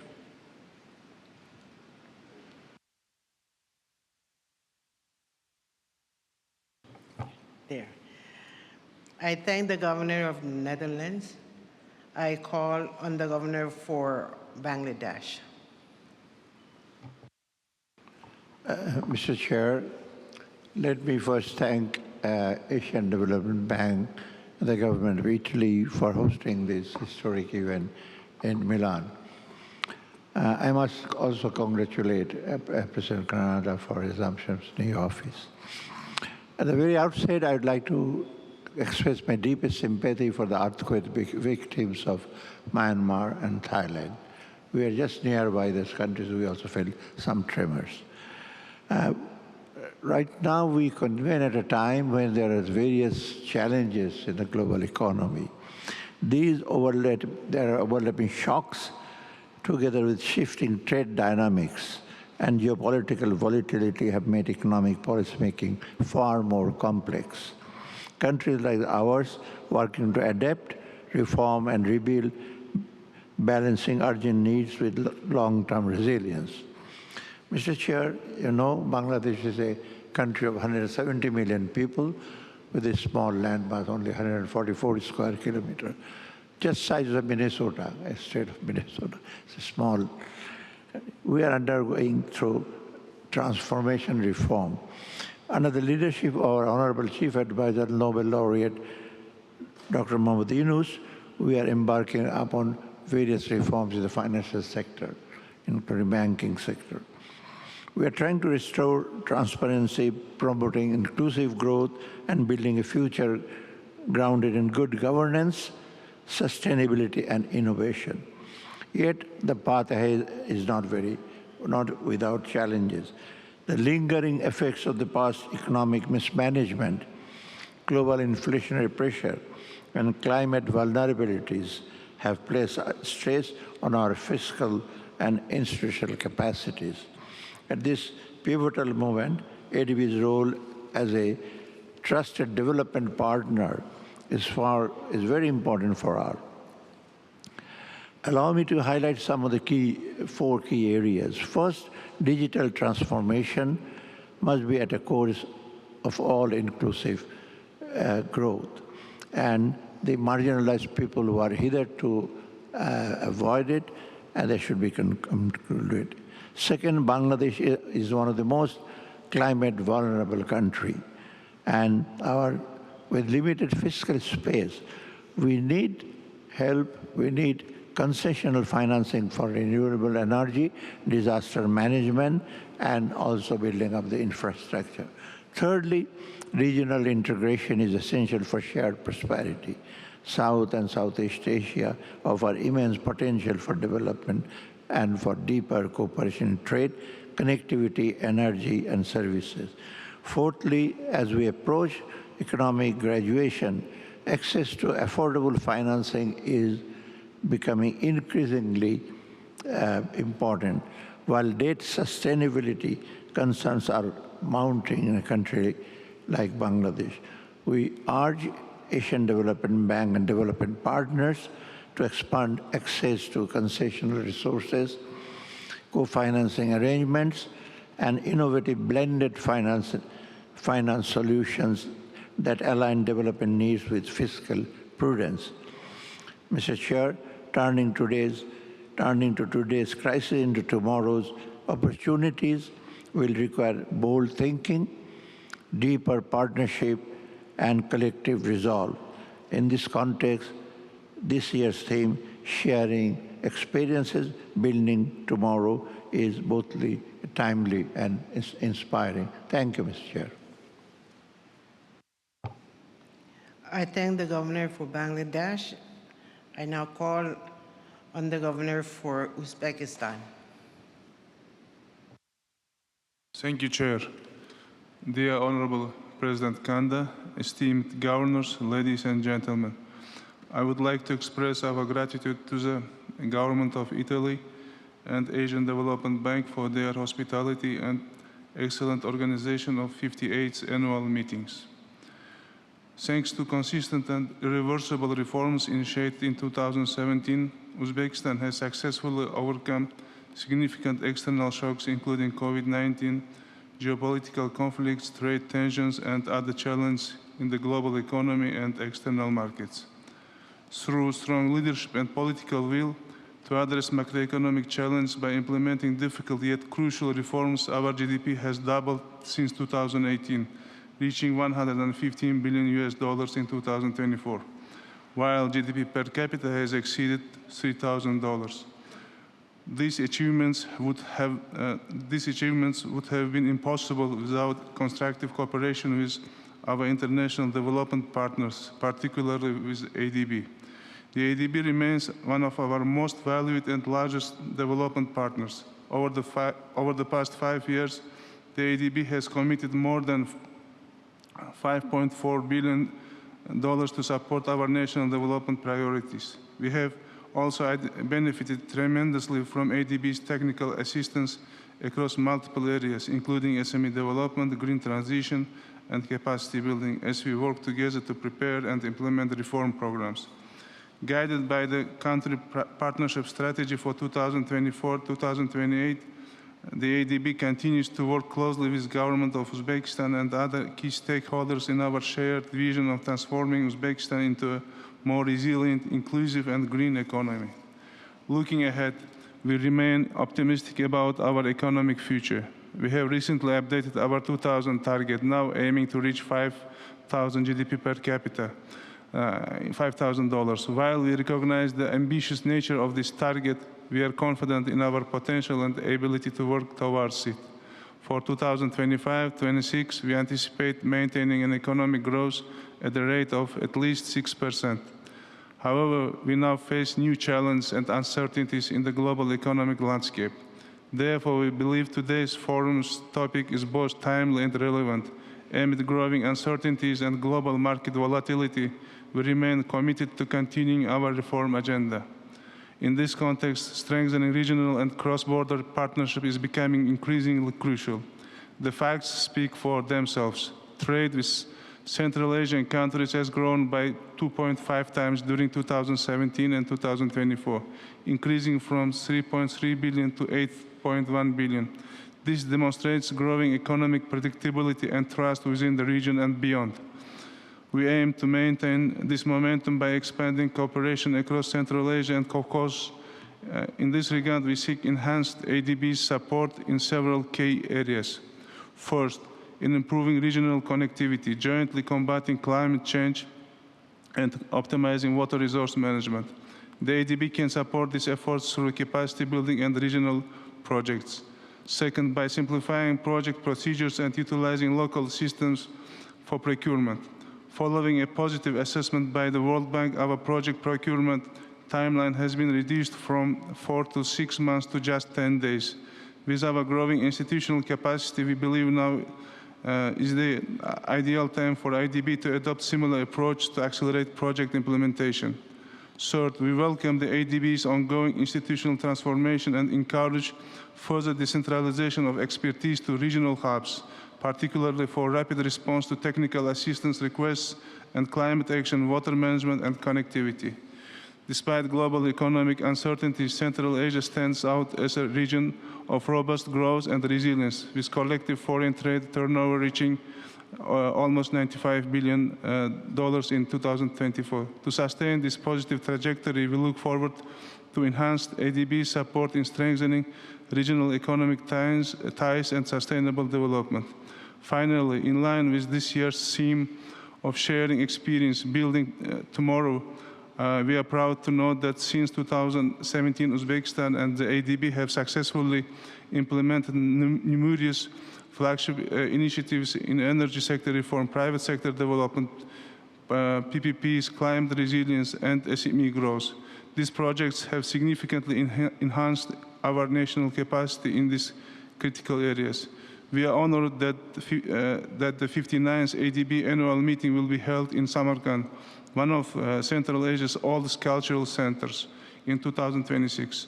So we warmly invite you all to Uzbekistan and look forward to welcoming you with our renowned hospitality, fruitful discussions, and continued collaboration. We are ready to share extensive experience with partner countries during the governors' meeting journey, contributing to collective progress and sustainable development. Let me conclude once again expressing our sincere appreciation to the government of Italy and Asian Development Bank for jointly organizing these meetings in Milan. Thank you.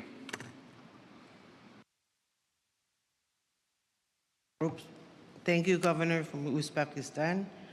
I now call the Governor from Switzerland.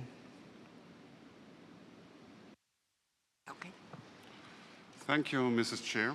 Mr. President, honorable governors, ladies and gentlemen.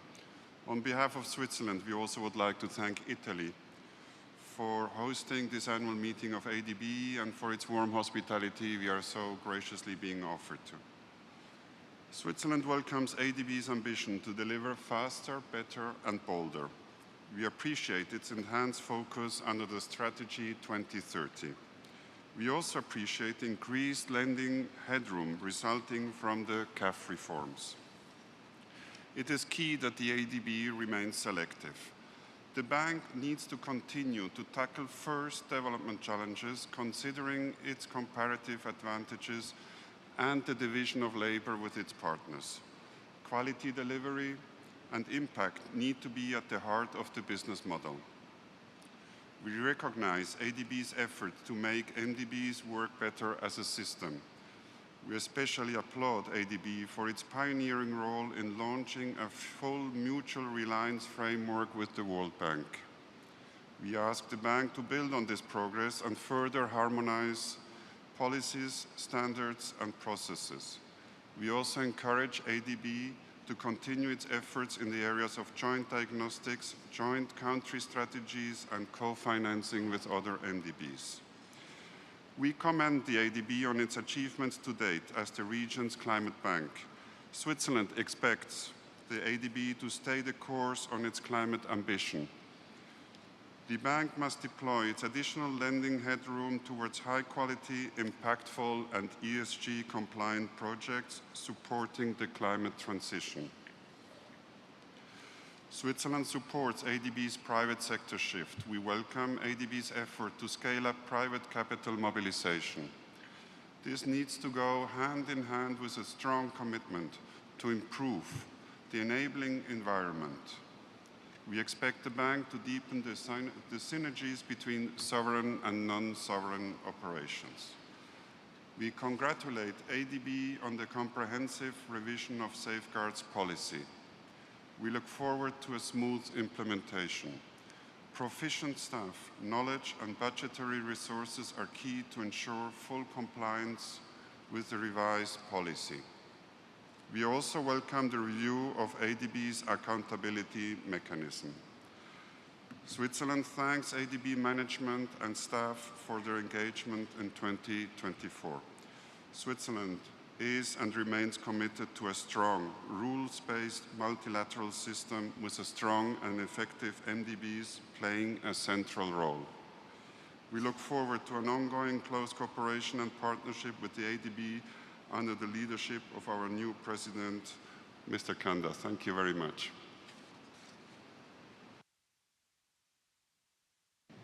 I thank the governor for Switzerland, and I will now call on the governor for Sri Lanka.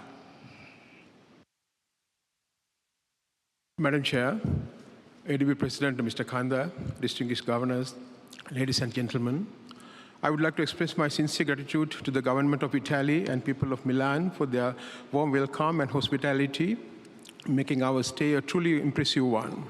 We are grateful to the ADB for the support extended to its member countries in Asia and the Pacific through various ADB products and other initiatives. As we meet The global economy is at critical juncture amid policy shifts as governments around the world reorder policy priorities, and hence uncertainties have climbed to new heights.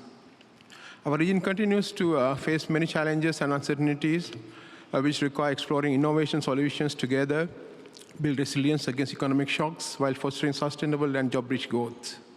It's very encouraging that the ADB has already recognized many of these challenges and has enhanced the resources to many areas.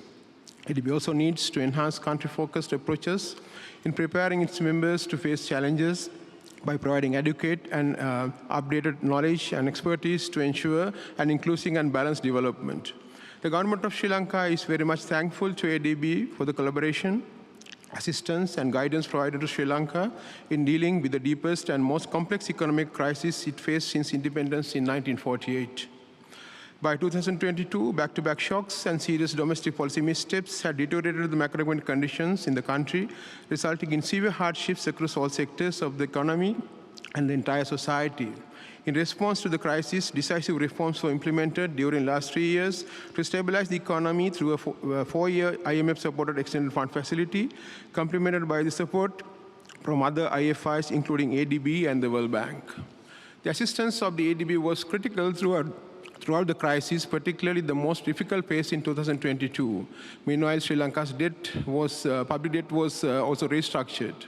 3 years later, those reforms have helped restore macroeconomic stability, as evidenced by improved fiscal conditions, recovered forex reserves, external current account surplus, appreciation of the currency, and rapid decline in inflation to single-digit levels from 70% in September 2022. However, the crisis is far from over in our country, and hence more efforts are essential to sustain hard-earned gains and accelerate growth. Hence, the new government has strongly committed to continue with reform efforts, particularly to open up economy, improve competitiveness to foster innovation, and develop human resources. In this context, ADB's assistance is critical in sustaining Sri Lanka's economic stability and setting the stage for higher growth. In conclusion, we assure fullest cooperation of Sri Lanka to achieve ADB's vision and expects ADB to continue to play its catalytic role as a financing and knowledge partner for our region, maximize the development impact of ADB through increasing support in strategic areas, and strengthening collaboration with member countries. Thank you very much. I thank the governor for Sri Lanka, and I call on the governor for Hong Kong, China. Madam Chair, President Kanda, fellow governors, it is a pleasure to join you here in Milan for the annual meeting of the ADB. Allow me to thank the government of Italy, in particular Chair Pennada and his team, and the ADB for the warm hospitality. I would also like to extend my heartiest congratulations to President Masato Kanda as he presides over his first annual meeting.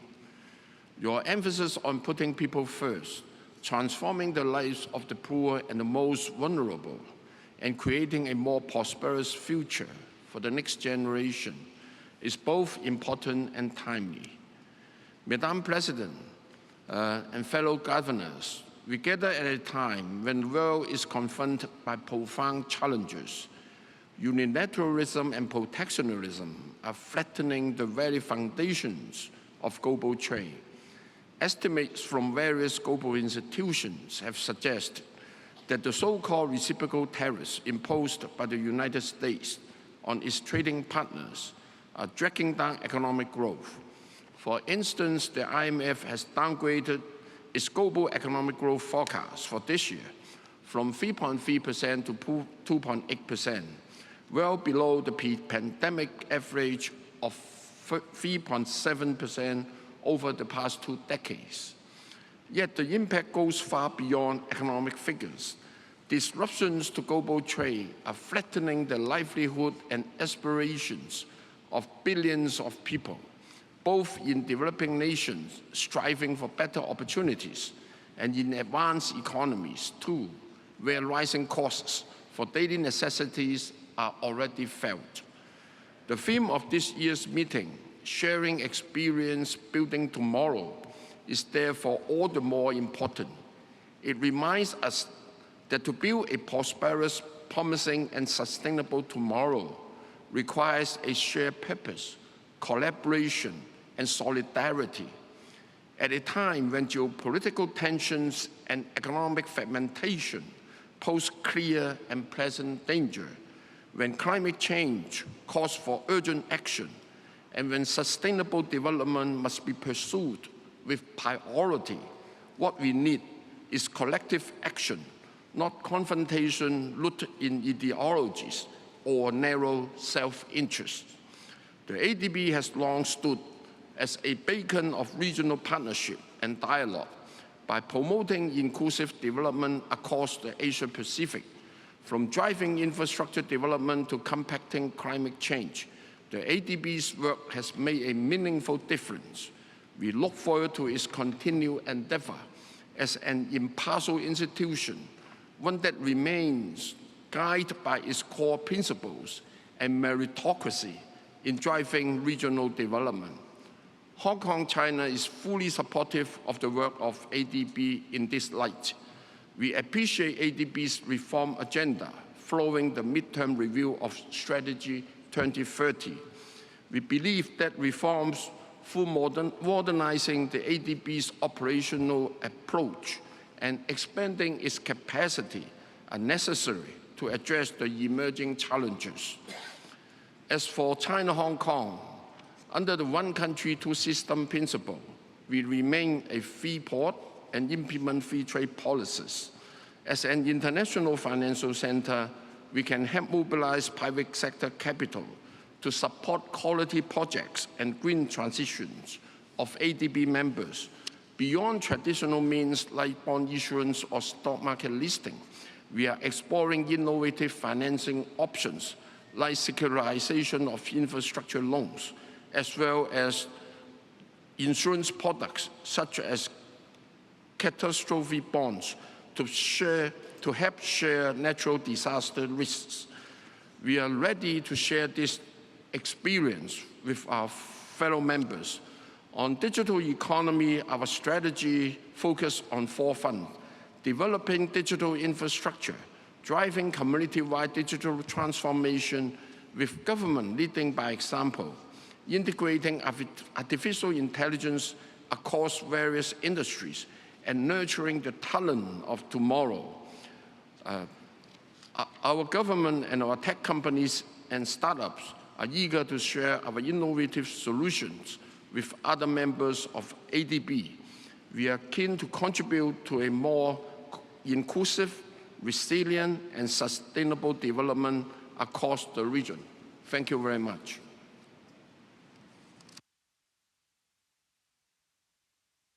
Thank you, Governor for Hong Kong, China. I now call on Governor for Brunei Darussalam. Thank you, Madam Chair, President Kanda, fellow governors. First of all, allow me to express Brunei's appreciation to the government of Italy and its people for the warm reception and gracious hospitality. As global economy uncertainties intensify, the ADB theme of sharing experience, building tomorrow for this year underscores the importance of regional cooperation and the vital role that ADB can play in helping member countries to be better equipped in confronting the challenges ahead. Brunei supports multilateral cooperation. As a small and open economy, disruptions, whether economic, supply chain, climate, or health-related, will have adverse widespread effects.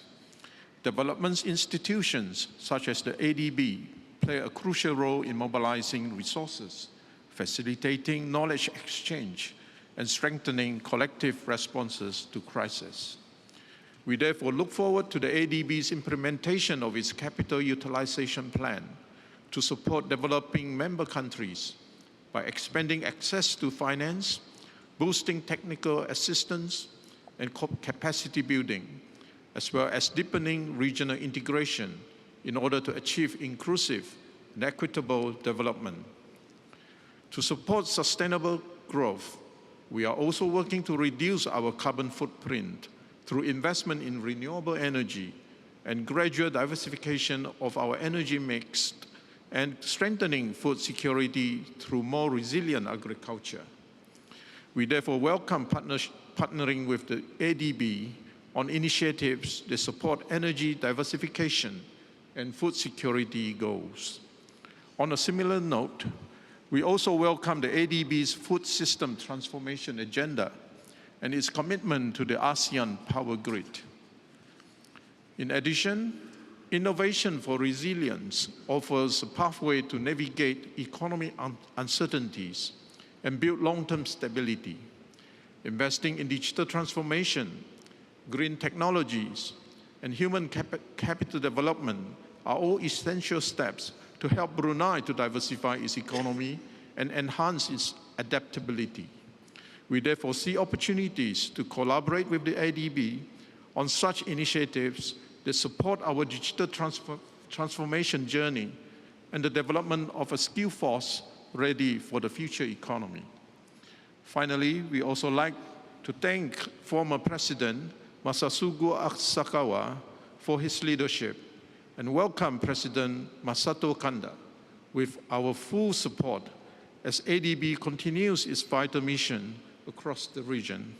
Thank you very much. I thank the Governor from Brunei Darussalam. I now call on the Governor for Georgia.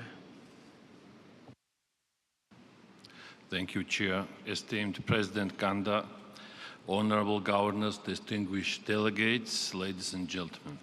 First of all, I would like to thank the dedicated team of Asian Development Bank and the government of Italy for organizing this very important event. Let me congratulate President Kanda for his recent appointment and wish him success in managing the bank, especially in a rapidly changing world full of challenges but opportunities at the same time. 58th Annual Meeting of the bank provides an excellent opportunity for dialogue, networking and exploring new partnership among the events on continuing uncertainties. Georgia showed exceptional resilience building in its development goals. Starting from pandemic, nothing has been as stable as uncertainties, but they came indeed in different forms and shapes. On average, Georgia's economic growth for the last 4 years has reached over the 9.5% annually and continues with strong start of the 2025.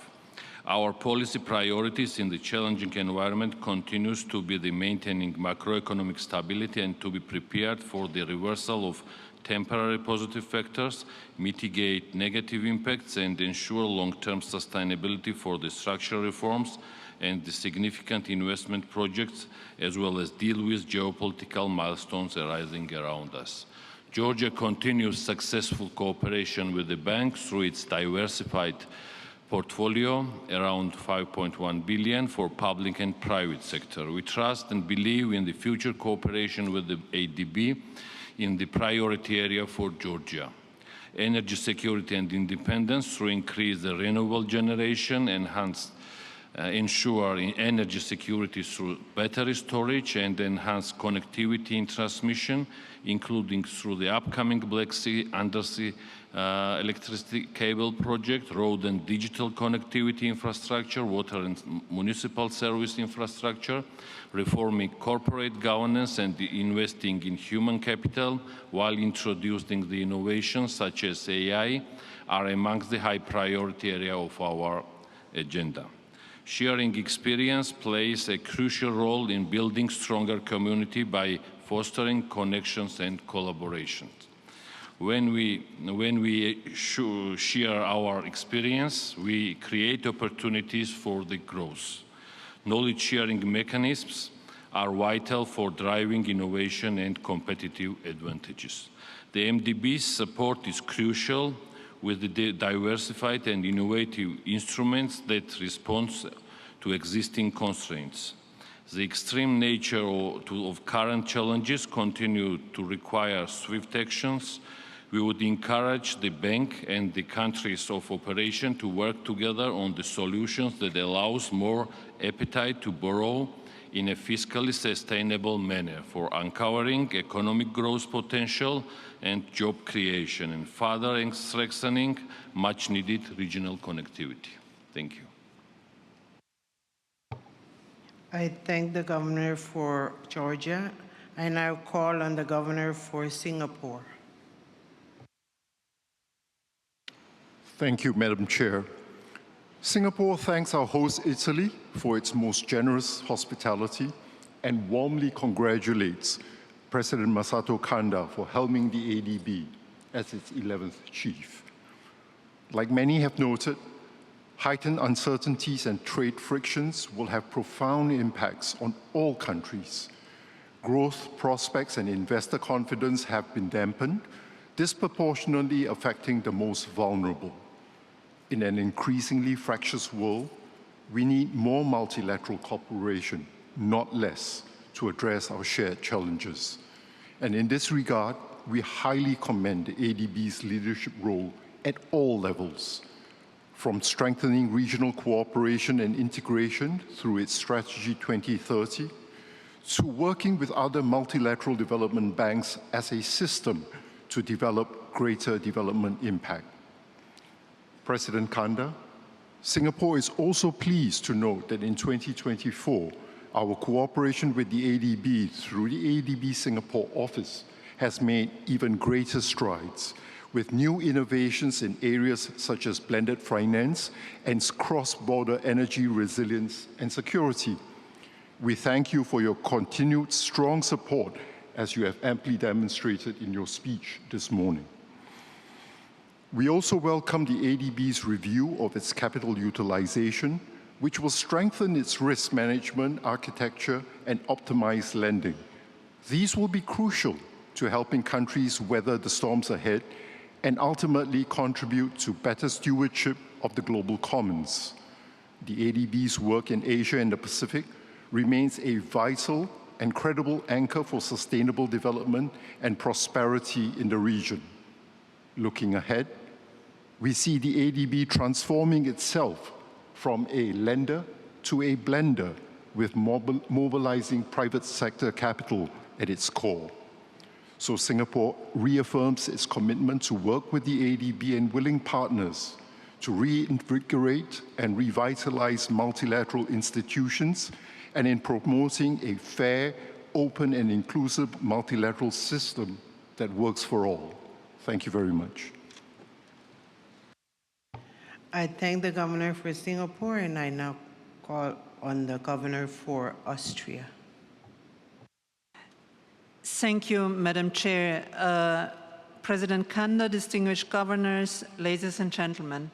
Let me first thank our host, the Italian government, President Kanda, and ADB staff for organizing this meeting in Milan.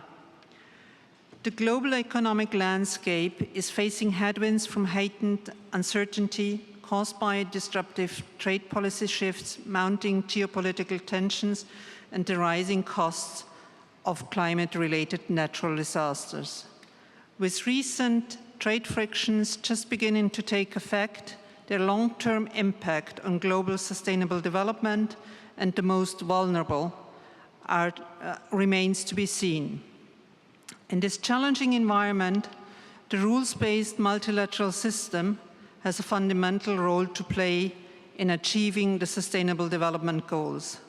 Multilateral development banks, such as the Asian Development Bank, have the means to act countercyclically, and we therefore call on the ADB to continue to pursue its core mandate and agreed strategic priorities to support inclusive and sustainable economic and social development in Asia and the Pacific. It is clear that the cycle of poverty will not be broken unless decisive action is taken on climate change. After substantially increasing its lending capacity, ADB can, together with its peers and the private sector, act as an even more determined leader in the region's fight against climate change and poverty. We encourage ADB to accelerate its climate action, pursue close Paris alignment, up its capacity with regards to the protection of biodiversity, and finance green and quality infrastructure. Digitalization and asset management should also be an integral part of this effort. Moreover, at the time of constrained fiscal space, rising debt, vulnerabilities, and increasingly intertwined development challenges, we must strive to increase the efficiency and effectiveness of the multilateral system.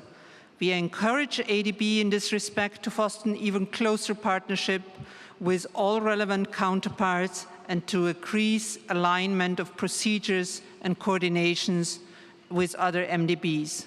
The recent conclusion of the ADB World Bank Full Mutual Reliance Framework was indeed a milestone for MDBs working as a system, and we have very high expectation for getting the framework operationalized. By working as a system with other MDBs, using all its instruments, from lending to ADF to trust funds, ADB can increase its own impact and efficiency if the one ADB approach is truly implemented and lived by the organization. ADB's updated environmental and social framework will provide greater protection for people and the environment and more effective risk management for projects. Its impact on the ground will depend on the thorough implementation of the new policy and diligent revision of accountability mechanism that makes it fit for purpose. We therefore urge ADB to allocate sufficient resources to these important tasks. Last but not least, private sector development is indeed a powerful tool for poverty reduction and boosting shared prosperity. We have taken positive note of ADB's increased commitments in this area. We underscore the importance of a well-coordinated upstream approach to create reliable regulatory systems and attractive investment climate. Formal private sector growth should be accompanied by policies that create access to quality employment. Often it's particularly women and the youth who are employed in the informal sector under precarious working conditions. Finally, we reaffirm our support for gender equality and the broader agenda of diversity, equality, inclusion. Investing in women's empowerment must remain a priority for ADB, both internally and in the operation it supports. Thank you very much. I thank the governor for Austria, and I call for the governor for Belgium. Thank you. Your Excellency, Chairperson of the Board of Governors, President of the Asian Development Bank, honorable governors, ladies and gentlemen, on behalf of the Deputy Prime Minister, Minister of Finance and Governor for Belgium to the ADB, Mr. Jan Jan Bon, I would like to express my sincere appreciation and gratitude to the Republic of Italy for hosting this annual meeting. Grazie di cuore per l'ottima organizzazione ed il bellissimo concerto di ieri sera. We warmly welcome Mr. Kanda as the new ADB President, Irashai Mase. We take this opportunity to reaffirm our strong support both to you and the institution in the context of pressing development challenges and a rapidly changing global environment. We look forward to further deepening our cooperation and strategic partnership in the near future, and take this opportunity to stress the importance of continuing working on the implementation of the agreed priority areas and related ambitions as part of the Strategy 2030 midterm review and the corporate result framework, including diversity inclusion across these priorities. Such priorities remain ADB cornerstone. We trust that they will be duly incorporated and reflected in the activities of the institution moving forward. Looking ahead, we have 4 main points. First, domestic resource mobilization. It must remain a top priority for the institution as a way for respective countries to finance their own development efforts and strategic priorities and build a more sustainable and resilient economy. Full ownership by the respective countries is here essential. Complementary to that, we believe that appropriate incentive policies and reform should be adopted to foster private sector initiative, and that both public and private sector must collaborate more closely to fully unlock the economic potential of Asia and the Pacific. Second, enhance coordination between MDBs, working better as a system. We congratulate ADB for the implementation of the G20 Capital Adequacy Framework's recommendation that will optimize ADB lending capacity. We support ADB to continue working on additional initiatives, such as the Full Mutual Reliance Agreement and other innovative instruments. More lending headroom is necessary, however, not sufficient. We reiterate the importance of selectivity, clearly setting out how this additional resource will be prioritized in alignment with respective countries' needs and country strategies, with the ultimate objective to have the highest development impact and result, focusing on the ADB additionality and comparative advantage, while working closely with other MDBs and stakeholders. Third, we welcome the ambition to deliver 50% of climate finance by 2030.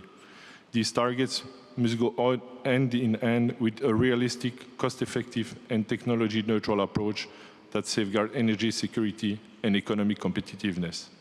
Here, for these targets, quality and effectiveness must be prioritized just as much as quantity.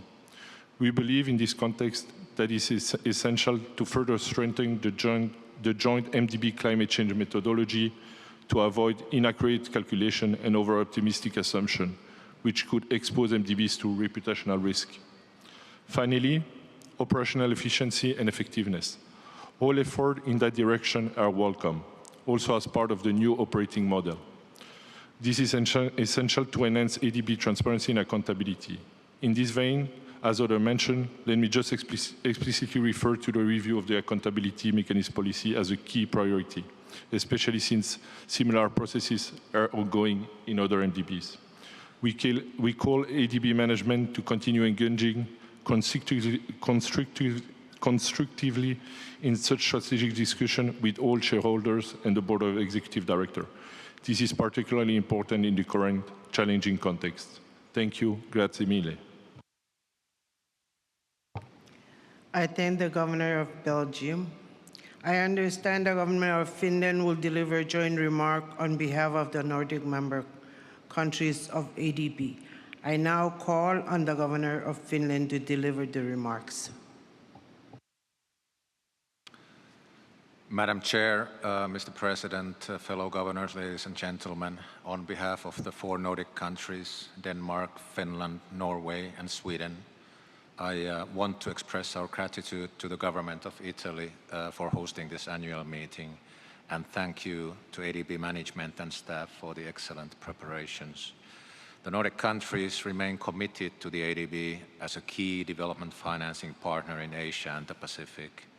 The ADB provides economic and development stability and sustainability in the region. In crisis, ADB has always maintained its ability to deliver results. We have witnessed this during the Asian crisis, the financial crisis, and during the COVID-19 pandemic. These results are best delivered through effectively implementing the bank's carefully crafted strategy while maintaining the highest standards in governance, leadership, transparency, and risk management. We support the strengthened targets and focus areas agreed in the midterm review of Strategy 2030. Climate change amplifies regional challenges and threatens development achievements. On development integrated climate actions, ADB must do more and better. This is a sound investment policy in a region home to some of the greatest emitters and most climate vulnerable economies. Devoting at least 50% of ADB lending to climate finance by 2030, as agreed in the new corporate results framework, is an important target. We look forward to seeing this reflected accordingly in ADB's monitoring frameworks and documents, ensuring that its implementation is aligned with DMC's priorities and needs. A transition away from fossil fuels will be decisive in the fight against climate change and a substantial part of the climate financing will have to be channeled to the energy sector. We strongly encourage the ADB to contribute to the qualitative and quantitative goals set out in the new collective quantified goal agreed at COP29. We remain equally committed to the reform process of the ADB, delivering on the triple agenda of eliminating extreme poverty, boosting shared prosperity, and contributing to global public goods. ADB's role and strong focus on development impact remain crucial in promoting fair and equitable reforms in the region, focusing on institutional capacities, policy and legislative frameworks, and rule of law. We urge the bank to be a strong voice for multilateral cooperation in support of a rules-based international order. We encourage the ADB to have an active role in the Sevilla Financing for Development Conference and the Belém UN Climate Change Conference. Evidence and also our own experience in the Nordic countries show that gender equality, inclusion and diversity are building blocks for a better future for everyone. The rights of women and girls, LGBT+ people and minorities are essential for human rights and sustainable development of societies. Gender equal and socially inclusive societies are more stable, their well-being is higher and economies stronger. The adoption of ADB's roadmap for inclusion of sexual and gender minorities was a major achievement in 2024, and we urge ADB to continue to support DMCs that request assistance to enhance their policies in this regard. We encourage ADB to continue its efforts to leverage private sector investments and to catalyze this, further strengthen partnerships with private sector investors and de-risk investments through blended finance models. We urge the bank to continue expanding its private sector operations and resource them accordingly, including through decentralization. We strongly support ADB's work on promoting digitalization and offering inclusive, trusted, and sustainable digital solutions and connections. Economic growth does not automatically reduce extreme poverty or guarantee equal opportunities to all. Good governance, domestic resource mobilization, fair, progressive, and effective tax systems, pro-poor spending, and combating illicit financial flows are key to addressing inequality and bridging the financing gap for the SDGs. We look forward to ADB continuing its support for countries planning and implementing tax reforms. The Nordic countries will continue collaboration with the ADB's Asia-Pacific Tax Hub. Solid risk management is crucial to ensuring long-lasting results, reducing the risk of adverse effects of operations on its surroundings, as well as maintaining the reputation of the bank. In closing, thanks to its pervasive work on CAF, the bank is well positioned with its increased lending capacity to respond to the needs in the region. The Nordics remain ready to work closely with the ADB to contribute to a resilient, sustainable, and inclusive development in Asia and the Pacific. Thank you.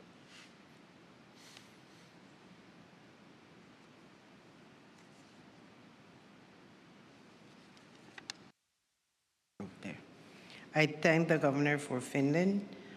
I now call on the Governor for Ireland.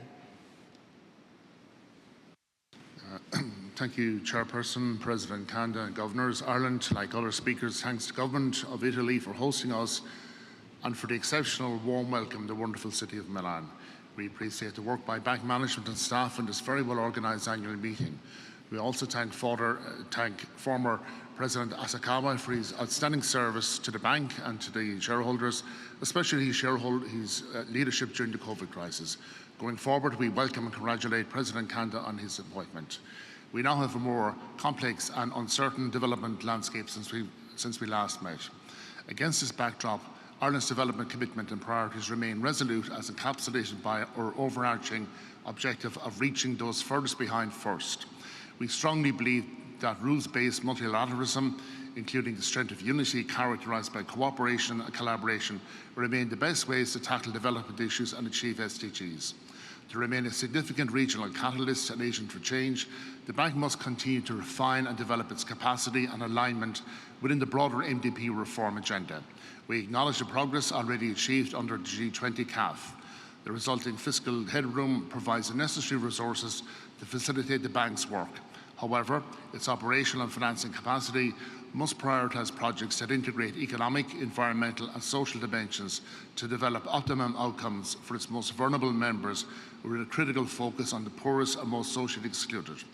For us, this is a critical concern that cannot be revised or renegotiated to reflect any emerging geopolitical trends. As development resources are limited and likely to become scarcer in the coming years, MDBs must work more cohesively. There is a greater need to focus on results, framed against a backdrop of meeting the needs of end users and addressing shareholder governance and strategic concerns while working in a transparent, efficient and effective manner. The ADB must leverage its comparative advantages as a trusted regional partner in key areas such as climate, public goods and gender to develop its objectives. For climate, delivery is the key. We encourage the Bank to push harder and further on this key objective for us. A strategic, sequenced and targeted programmatic approach that includes technical assistance with clear diagnostics and adequate staffing is critical in this regard. Development and climate are different sides of the same coin. Both must progress in a mutually supportive and reinforcing manner to deliver meaningful and positive impacts on the ground. Regardless of emerging views in some quarters, climate, especially climate resilience, and planning for the adverse impacts of further climate-related change need to be ramped up. This work must include capacity building and technical assistance, but also funding, which has to include the private sector and blended finance. The SIDS face unique and significant vulnerabilities. For these countries, increased and bespoke investment in climate adaptation, including technical assistance and enhanced project preparation, are critical and must continue at pace and scale. The Bank must use its significant experience to develop bankable projects that meet the needs on the ground. Gender equality remains a key issue for economic development. We welcome the updating of the Bank's gender policies to ensure coherence and continued relevance in guiding gender equality initiatives across all investment priorities, as well as in recruitment and retention policies at HQ and in the regions. We support the work of the Asian Pacific Tax Hub. However, the own resources of DMCs must be boosted by efficient public expenditure management and mobilising private sector investment. In this regard, we welcome the ADB's recent private sector development shift. Public-private partnerships for sovereign investment will be particularly important to achieve the necessary digital transformation. This will enable countries to fully benefit from the unprecedented opportunities that digitalisation offers to deliver public services, employment, education, healthcare and climate mitigation. In conclusion, we urge the Bank to stay the course despite emerging headwinds in the development landscape. The ADB must persist in its efforts to achieve digital, green and just transitions to address climate change and inequality in order to deliver sustainable and balanced economic development for all the people in the region. Thank you, Chair. I thank the Governor of Ireland. I now call on the Governor for Luxembourg. Thank you, Madam Chair. Dear President Kanda, distinguished governors and ladies and gentlemen, thank you, Italy, for your gracious hospitality. ADB is an important bridge builder, and building bridges is what we need to do right now. President Kanda, I am sure that you and your team will be strong advocates for a rules-based multilateralism in the years to come. We in Luxembourg understand the importance of regional integration. Together, we fight market fragmentation and foster global cross-border operations. This must include the leveraging of private capital. Strengthening capital markets and financial ecosystems remains fundamental to building resilient economies. It will mobilize long-term investment for sustainable projects, driving innovation, fostering economic resilience and social cohesion. We remain confident that the ADB can catalyze investments into climate-resilient projects. This should also encompass the blue economy, which we believe holds significant growth potential. The blue economy is key to growth, food security, and also biodiversity. And it is especially important to foster regional cooperation in Asia across its diverse coastal and also marine ecosystems. In addition, digitalization will remain a major challenge in the coming years, and we support the ADB's efforts in this area. Digitalization will be crucial in Asia to bridge development gaps and unlock inclusive growth across the region. It will further limit our impact on the environment and increase efficiency. To conclude, if we are to achieve the targets set by the Strategy 2030, we will need more cooperation, as cooperation will foster lasting growth for the region and the world. It is therefore crucial for multilateral development banks to work together as a system. And this resonates well with this year's annual meeting motto, sharing experience and building tomorrow. Only by sharing today can we grow tomorrow. Thank you for your attention. I thank the Governor for Luxembourg. I now call on the Governor for Spain. Thank you, Chair. Let me begin by expressing our sincere appreciation to the ADB and the Government of Italy for the excellent organization of this annual meeting. We are meeting at a time of heightened uncertainty. The global context is increasingly complex, and although the negative effects of recent developments are being felt globally, they are particularly acute for the most vulnerable countries. In this environment, ADB's role as a steadfast partner and provider of finance and knowledge is vital. The region needs an agile, well-capitalized, and ambitious institution that delivers results. In this context, we commend ADB's bold capital reform agenda. We encourage ADB to continue exploring financial innovation, ensuring alignment with the Strategy 2030 midterm review, and preserving financial sustainability. We firmly believe that MDBs must work more effectively as a system. We therefore welcome the progress on joint initiatives and congratulate ADB for the full mutual reliance framework with the World Bank.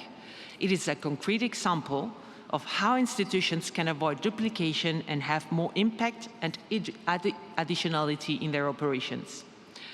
In relation with the multilateral context, let me mention the 4th International Conference on Financing for Development to be held in Spain starting June 30th, 10 years after the Addis Ababa Action Agenda. This conference will offer a timely opportunity to address the evolving development finance landscape, including multilateral cooperation.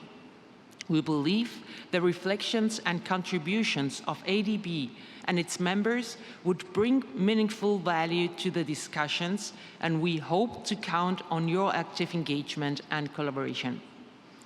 On climate action, we expect the ADB to continue leading with ambition through strong finance targets and by supporting countries in building resilience and accelerating energy transition. Spain also strongly supports ADB's prioritization of the digital sector as a driver of inclusive growth and innovation.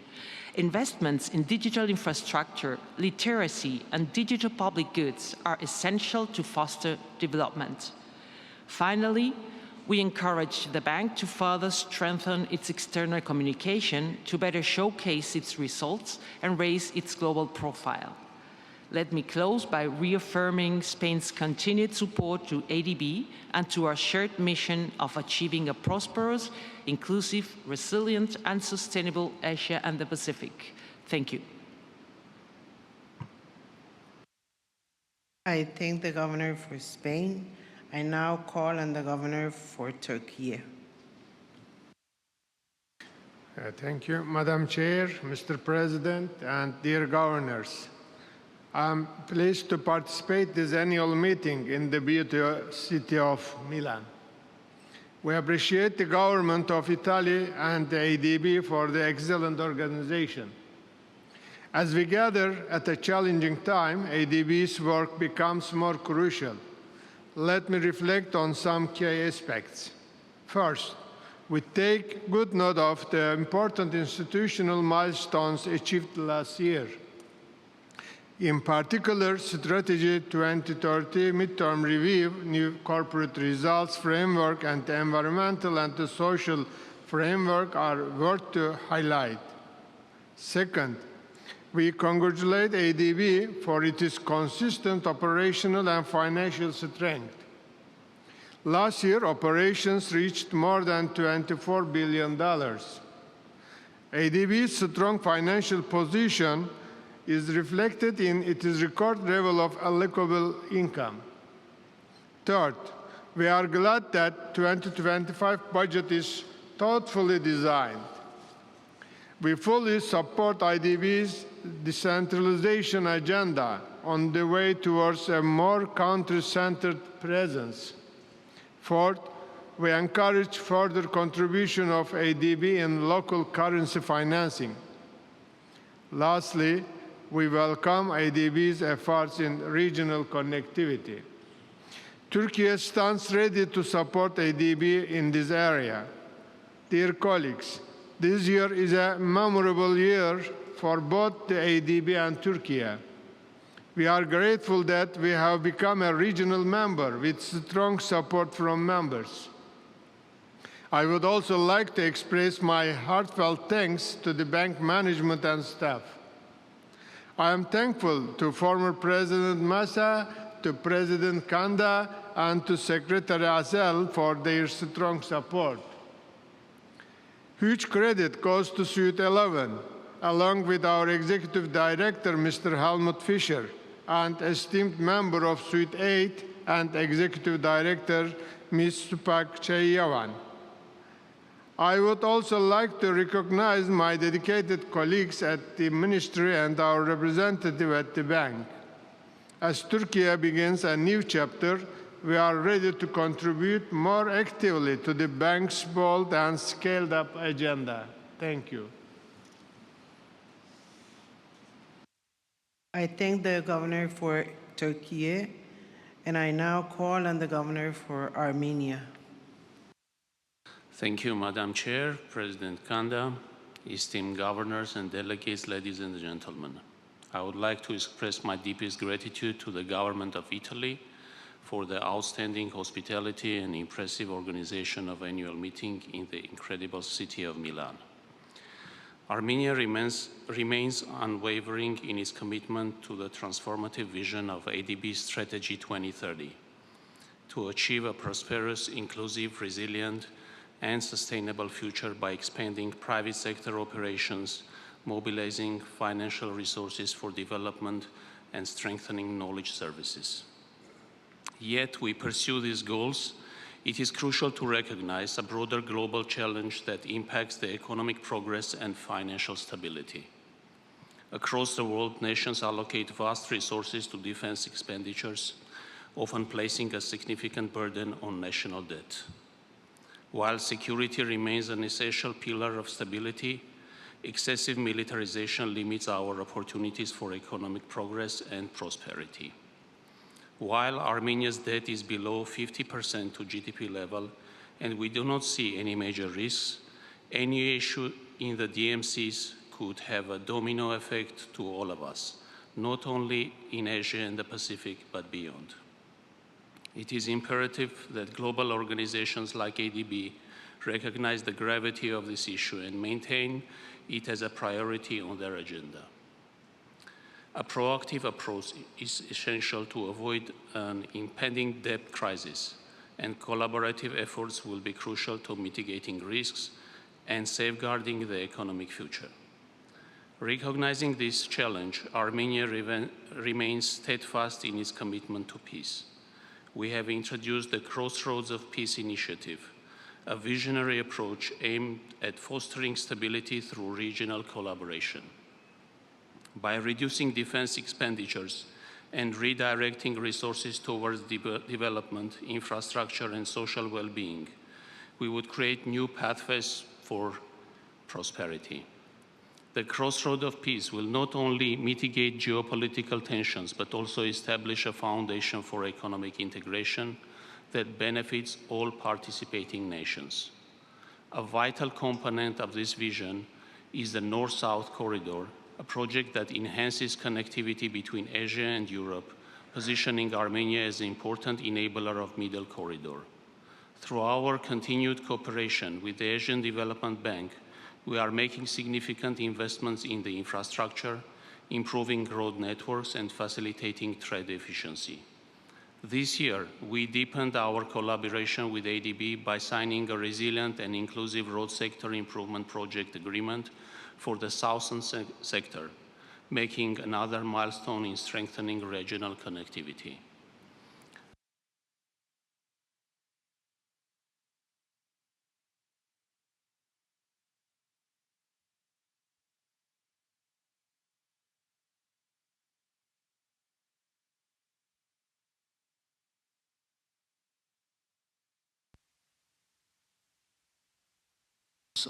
The North-South Corridor aligns with Armenia's broader strategy of sustainable development. Moreover, by ensuring a secure and cooperative environment, it enhances region's attractiveness for foreign direct investment, encouraging economic activity and innovation in the region. This opens the door to enhanced private sector operations, not only in Armenia, but all countries in the region, making investment in logistics, trade, energy sector very attractive for private sector. We greatly appreciate the dedicated support of the ADB in realizing this initiative. Together, we are not only shaping a more interconnected region, but also fostering an environment where economic resources are optimized for growth rather than conflict. Thank you. I thank the Governor of Armenia. I now call on the Governor for Nepal. Madam Chair, President Mr. Kanda, Honorable Governors, ladies and gentlemen, I begin by sincerely thanking the government and people of Italy for hosting this imperative event and for warm hospitality. My gratitude also extends to the Asian Development Bank for organizing this year's annual meeting in this beautiful city. Madam Chair, I fully align with fellow governors on the critical themes sharing experience building tomorrow and focus area climate resilience, green transition, and digital innovation. As Nepal is one of the countries vulnerable to climate change, we underscore the urgent need for strong global cooperation to address these challenges. Despite our negligible carbon emission, we bear severe consequences: melting glacier, unpredictable monsoon, and increasing floods and drought endanger our lives, livelihood, and infrastructure. In this context, Nepal commends ADB's ambitious role as Asia and Pacific Climate Bank. We therefore urge the ADB and global partner to support country-led program with national ownership and enhance use of country system. Nepal's digital sector has emerged as a key driver of growth creation and job creation and economic growth. To sustain this momentum, investment in digital public infrastructure and digital literacy are essential. We invite ADB's attention to this area and look forward to collaborating with the private sector in digital innovation. Madam Chair, Nepal is committed to generating youth employment and achieving sustainable growth through particularly in tourism, agriculture, SMEs, and the digital sector. Addressing low productivity requires targeted human capital investment to build a competitive economy. The private sector must be central to closing development and climate financing gaps. We are fostering and enabling an environment for private sector investment and strategic intervention to expand economic opportunities.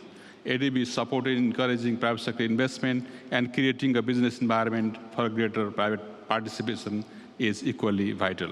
We count ADB's technical assistance, concessional financing, and acknowledged solution to help us de-risking investments, create blended financing models, and mobilize private capital at scale, especially in frontier and climate-sensitive markets. Madam Chair, while Nepal remains committed to fiscal discipline and macroeconomic stability, global challenges and post-pandemic recovery have strained our fiscal space. We urge the ADB and development partners to scale up concessional financing and enhance multilateral coordination. Nepal appreciates the existing mutual reliance mechanism with multilateral institutions and supports this approach. In conclusion, we deeply value our enduring partnership with the ADB and anticipate deeper collaboration to achieve impactful, scalable, and sustainable outcomes. Thank you, Madam Chair. I thank the Governor for Nepal. I understand that the Governor of Solomon Island will be delivering a joint remark on behalf of the Pacific Developing Member Countries of ADB. I now call on the Governor for Solomon Islands to deliver the remarks. Thank you, Madam Chair, President of the Asian Development Bank, Mr. Kanda, esteemed fellow governors, ladies and gentlemen. Yes, it is without a doubt that the world is going through interesting time, and the Pacific is not immune to it at all. We continue to live in a challenging time with increasing uncertainties. Our Pacific Island countries are working tirelessly to find workable solutions that will effectively and efficiently deliver public services to our communities, while at the same time building resilience against domestic vulnerabilities and external shocks, which include in recent years the violent unrest in New Caledonia to the devastating natural disasters in Papua New Guinea and Vanuatu. The rising security and safety challenges, internal instability, geopolitical shift, the growing increase in non-communicable diseases, geopolitical shift, the increased drug issues in the Pacific, and the ongoing human vulnerability and risk posed by climate change and extreme natural disasters continue to reserve our effort and commitment to ensure sustainable growth in our people, to experience in the lifetime and a better living standard. Economic growth in most of the Pacific Island countries have been low during the last decade and has been lagging significantly behind what other developing countries have been able to achieve. This has been an ongoing source of debate and often also frustration among our leaders and our citizens. Business as usual is building our resilience against shock is no longer practical. These are unsettling times globally. Uncertainty arising from tariff, geopolitical shift, and conflict are placing great strain on international and regional cooperation, and integration is needed with the appropriate safeguard. Free movement of people and investment can be mutually beneficial for the Pacific region, including visa-free Pacific. Therefore, on behalf of the Pacific governors, I convey this message in high hope that ADB will continue to support and collaborate with the Pacific 14 developing member countries in ensuring appropriate and practical solutions to build resilience against economic shocks, deliver effective quality services, and promote inclusive and sustainable growth. In the same spirit, we welcome the theme for this year's Board of Governors meeting, Sharing Experience, Building Tomorrow. The theme is relevant to the key thematic areas that have been fully supported by Pacific Island countries to be elevated in this year's annual meeting, namely private sector development and climate change and resilience through regional partnership. Madam Chair, we welcome the ADB work on private sector development. The private sector in our countries, our local businesses, have been the backbone of our nation's economic resilience for years and continue to give back to our schools, churches, and communities in multiple ways. Whilst the Pacific countries are different stages of local private sector development and reforms, we are committed to strengthen and supporting this critical engine of growth for our developing economies. A key part of this commitment is to continue to reinforce local private sector participation and spending by leveraging ADB engagement in Pacific countries in line with country-level priority, but also the 2050 strategy for Blue Pacific continent and Pacific roadmap on economic development. The Pacific Private Sector Development Initiative is one such partnership that is supporting the remote of our Pacific Island countries in areas that are usually not viable for profit, considered as unattractive or difficult to work with, but are the most critical areas for ease of doing businesses and to promote inclusive private sector-led economic growth. The PSDI assistance to our private sector in removing constraints and barriers that hinder business setup, expansion and sustainability, especially for microfinance, small, medium enterprise, has been commendable. We would also like to see more engagement of the private sector operation department in the Pacific at the regional and national level. At the country level, work undertaken include the simplifying of business laws, registration processes, promoting women's economic participation, supporting public-private partnership, supporting sustainable tourism planning, facilitating access to banking services, strengthening governance of state-owned enterprise, and basically supporting the unlocking of business opportunity at the scale and depth required to grow the local private sector with the appropriate environmental and social safeguard to protect our communities. We ask that the ADB continue to invest in this initiative, but also support countries' effort to unlock opportunity for the private sector to address critical sectors such as health, education, ICT, water and sanitation, transportation, energy, climate change, and resilience, disaster risk, environment and resource owners' empowerment. At the same time, the success of local private sector development also requires continuous access to the global financial and economic system. In this way, we seek the ADB continued support for our local commercial banks in securing corresponding banking services in line with the relevant laws, which will not only help facilitate economic transaction with our trading partner, but also raise capital investment opportunity for our local businesses. In the same way, we would like to follow up on improving global regulation to reduce the cost of compliance, better risk management approaches, and clearer guidance on know your customer requirement. In a more practical solution, we would like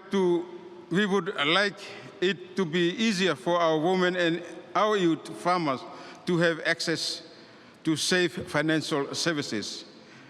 Madam Chair, on climate change, we thank the ADB once again for the work that has gone into tailoring climate and disaster risk facilities to meet our needs, scaling up support to address climate change, disaster risk, environmental degradation to developing member countries, including the Pacific, up to the year 2030 and beyond. We particularly welcome the comprehensive approach to climate and disaster resilience by promoting environmental sustainability and the link to investing in water supply, sanitation, irrigation, flood control, transportation, energy infrastructure, all contribute to sustained economic growth, poverty reduction, and natural resource management. The recent crisis in Samoa and Fiji calls for renewed focus on sustained energy development in the Pacific. We continue to see the devastating impact of climate change in our communities affecting everyday life. The most vulnerable of our communities are most hit from rising sea level and extreme environment event affecting livelihood, including the increased risk of waterborne diseases impacting health. We ask the ADB continue to provide climate finance access to countries that continue to have these issues, scaling up high concessional financing for climate adaptation and resilience building initiative, ensuring that small island states have the financial resources to address climate risk and enhance disaster preparedness, support risk insurance mechanism to cushion the economic and social impact of natural disasters and health emergencies, while safeguarding vulnerable communities and business from financial shock.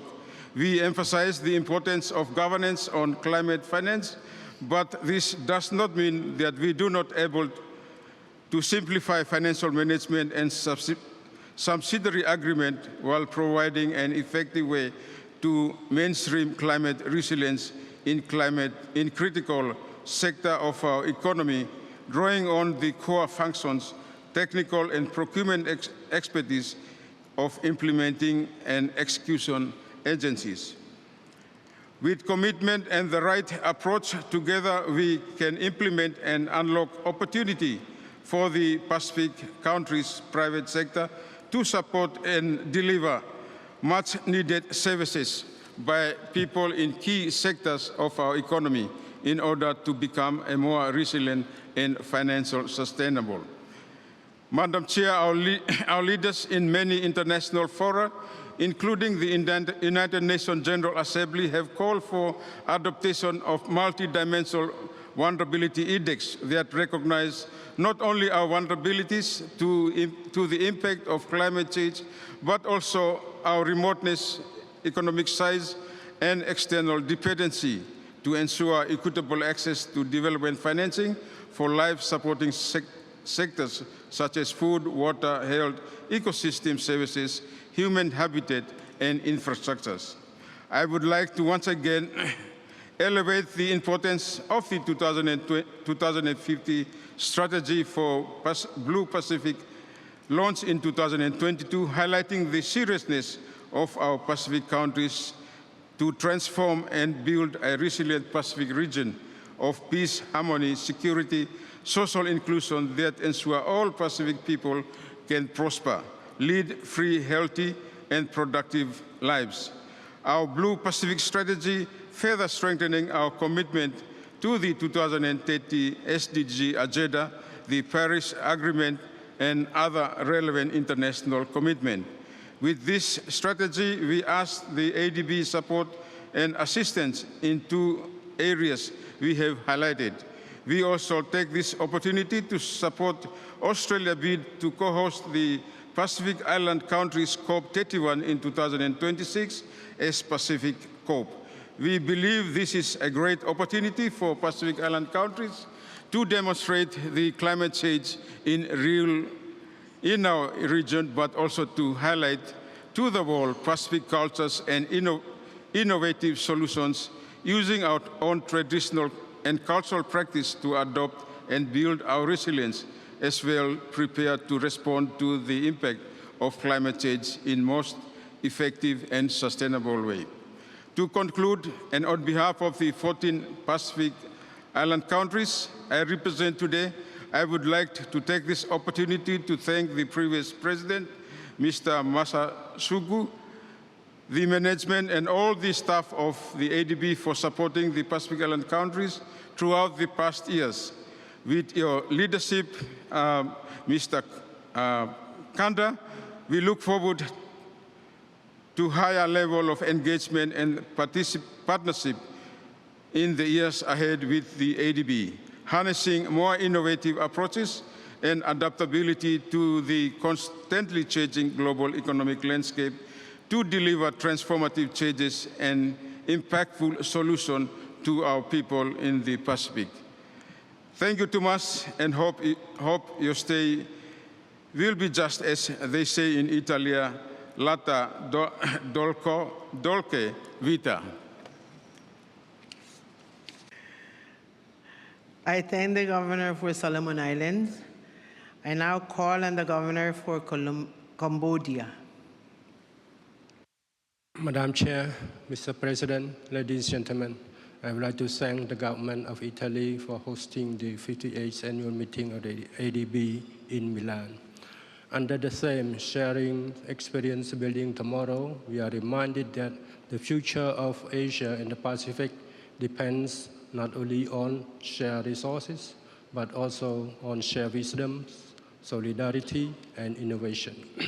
We welcome this call for deeper cooperation, recognizing that overcoming global challenges depends on our ability to learn from one another to build resilient, inclusive, and sustainable futures together. We also wish to warmly congratulate Mr. Masato Kanda on his appointment as new president of the ADB. We have full confidence on his leadership and vision to steer the ADB through these complex times. Cambodia is firmly committed to becoming a high-income country by 2050. This is not merely a vision, it is a development imperative that guides our national priorities and policy decisions. Realizing this ambition will require sustained reforms, strategic investments, and strong cooperation with regional partners and others like ADB. To support this long-term goal, among others, Cambodia is proactively diversifying both its export markets and domestic financing sources. These include deepening of our local currency bond market that can channel both domestic and international capital toward our development priorities. We invite ADB's technical assistance and investment in this critical area. Furthermore, private sector participation, which includes FDI, non-sovereign loan, and PPP, are crucial to accomplish our milestone to become an upper middle income country and then to become the high income country by 2050. Climate change remains a severe threat to our people, our food systems, and our development gains. Despite our limited emission footprint, Cambodia is committed to achieving carbon neutrality by 2050, and we are embedding climate adaptation into our investment planning and public financial management frameworks. We commend ADB's leadership in mobilizing finance for climate action, particularly through the ADF 14 and other funding mechanisms. But the road ahead is long. To truly build tomorrow, we urge ADB and partners to expand access to grants and highly concessional financing, particularly for countries that are climate vulnerable but reform ready. In closing, I would like to reaffirm Cambodia's strong support for ADB's Strategy 2030 and its focus on prosperous, inclusive, resilient, and sustainable Asia and the Pacific. Thank you very much. I thank the Governor for Cambodia. I now call on the Governor for Mongolia. Madam Chair, and the President of ADB, the governors, and guests, it is with a great pleasure to address the Board of Governors at the 58th Annual Meeting of the ADB. I'd like to take this opportunity to extend my sincere gratitude to the people of Milan for their hospitality and the government of Italy for hosting the annual meeting. The world is undergoing rapid change stemming from global geopolitical and trade policy tensions and increasingly frequent extreme weather events. As a result, countries in the region continue to remain vulnerable to these uncertainties, and addressing the current development challenge requires increased financing and more innovative approaches. We appreciate that the bank recognized the challenges and has taken a comprehensive capital management reforms to enhance its lending capacity over the next decade. The introduction of the new capital adequacy framework and the capital utilization plan, which together have enabled the bank to allocate an additional $10 billion annually in lending capacity, and increase the concessional resources, which demonstrate ADB's commitment and the dedication to responding to the evolving needs to its developing member countries. We also acknowledge the successful review and the approval of Strategy 2030 midterm review and the adoption of the new corporate results framework for 2025 to 2030, which aim to strengthen the bank's operational effectiveness in addressing the region's development challenges. On this note, on behalf of the government of Mongolia, I would like to express our appreciation to the ADB. We are confident that the ADB will continue to stand with us as we navigate today's increasingly challenging and uncertain global landscape. Over the last 3 decades of partnership, since Mongolia joined as a member country, ADB has become our crucial partner, undertaking essential measures to assist us in our social and economic development. For Mongolia, improving infrastructure, enhancing energy security, transitioning to clean energy, supporting the industrial growth, attracting foreign direct investment, and fostering a more interconnected and diversified economy continue to be key priorities. Achieving this development agenda will require a robust private and very good funding mechanism. ADB has been actively supporting the private sector in Mongolia, especially in the financial, agribusiness, infrastructure, and social sectors. We also note with appreciation that ADB is scaling up its funding for the private sector development up to $13 billion by 40% increase of ADB's sovereign operations to contribute to private sector development by 2030. In this regard, we would also express our appreciation for the government of Japan and ADB for launching a new multi-donor trust fund aimed at supporting private sector development. This initiative will play a key role in enabling and mobilizing private capital, fostering sustainable investment ecosystems, and driving private sector-led growth. It also underscores the ADB and its partners' growing commitment to strengthening the role of the private sector in the region's development. We would like to call on ADB and partners to continue their efforts in addressing overarching economic, social, and environmental challenges, while also strengthening the resilience of the region. With that said, please allow me to express my gratitude once again to the government of the Republic of Italy for hosting the annual meeting.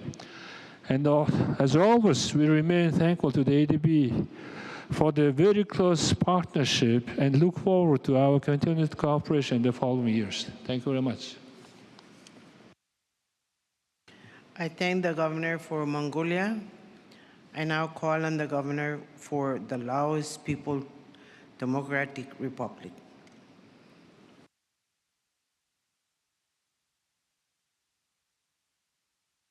Thank you very much, Madam Chair. Honorable President Masato Kanda, governors, ladies and gentlemen, it is a privilege for Lao PDR to join this esteemed gathering at the 58th Annual Meetings of the Board of Governors of the ASEAN Development Bank, held here in Milan under the theme Sharing Experience and Building Tomorrow. On behalf of our government, I wish to express my deep appreciation for the ADB's long-standing partnership in advancing our national development agenda. I also extend our sincere gratitude to the government of Italy for its warm hospitality, to the President Kanda and the entire ADB Secretariat for the successfully organizing this important event. Over the past decades, Lao PDR has pursued sustainable growth by focusing on the connectivity, green energy and tourism, human capital development, rural development infrastructures, and inclusive green economy initiatives. With the contribution of ADB and development partners, in supporting the implementation of our country's national socio-economic development plan. We have achieved steady GDP growth over 4 to 6% annually and reduced national poverty rate substantially, expanded the rural road network, thereby significantly enhancing connectivity for hundreds of villages to essential services such as markets, schools, healthcare facilities, and other public infrastructure. So this development has also contributed to improve trade linkages and regional integration. Therefore, in the spirit of sharing experience, we stand ready to contribute our own lessons from community-driven and development approaches in rural area to participatory land use planning and to learn from fellow members' successes and innovations. We believe that in combining our experiences, we can co-create solutions that are both effective and adaptable across a diverse context in Asia, and Pacific. In the spirit of building tomorrow, Lao PDR continues to pursue sustainable and inclusive growth while aligning financial support toward climate resilience.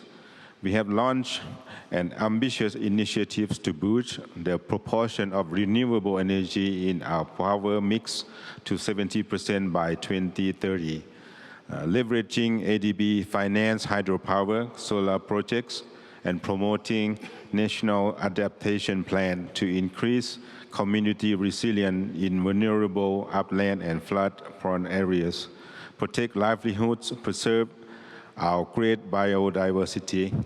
So we value that with the support of ADB, we will create more climate finance policy platform to strengthen sharing experience and knowledge, as well as build capacity among member countries in Southeast Asia on climate change issues. On the other hand, while we are making progress in the economic development, we face the compound effects of the tightening global financial condition and trade war, rising geopolitical tensions. In this context, the role of multilateral institutions like ADB is more critical and ever in promoting macroeconomic stability, sustainable development, and regional cooperation to advocate for the preservation of an open, rule-based multilateral trading system and enable small and vulnerable economies to participate meaningfully in global value change. Therefore, we encourage ADB to expand its support for trade facilitation, export diversification, regional connectivity initiatives. We also underscore the importance of tailoring financial instruments and policy support to specific contexts of least developed and landlocked developing countries. So flexible mechanisms that enhance fiscal space, manage debt sustainability, accelerate structural transformation will be essential to achieving the sustainable development goals. So finally, let me reaffirm the Lao PDR commitment to ADB's vision, a prosperous, inclusive, resilient, and sustainable Asia and the Pacific.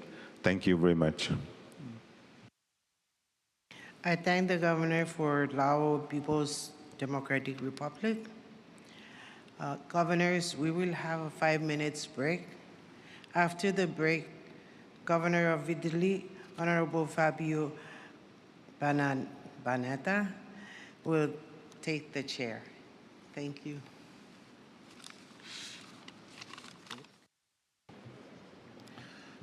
Governors, we will now start.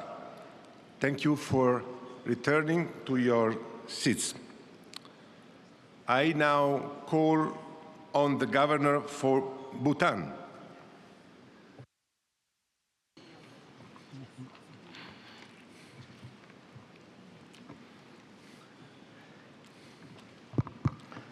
Mr. Chair, Mr. President, fellow governors, ladies and gentlemen.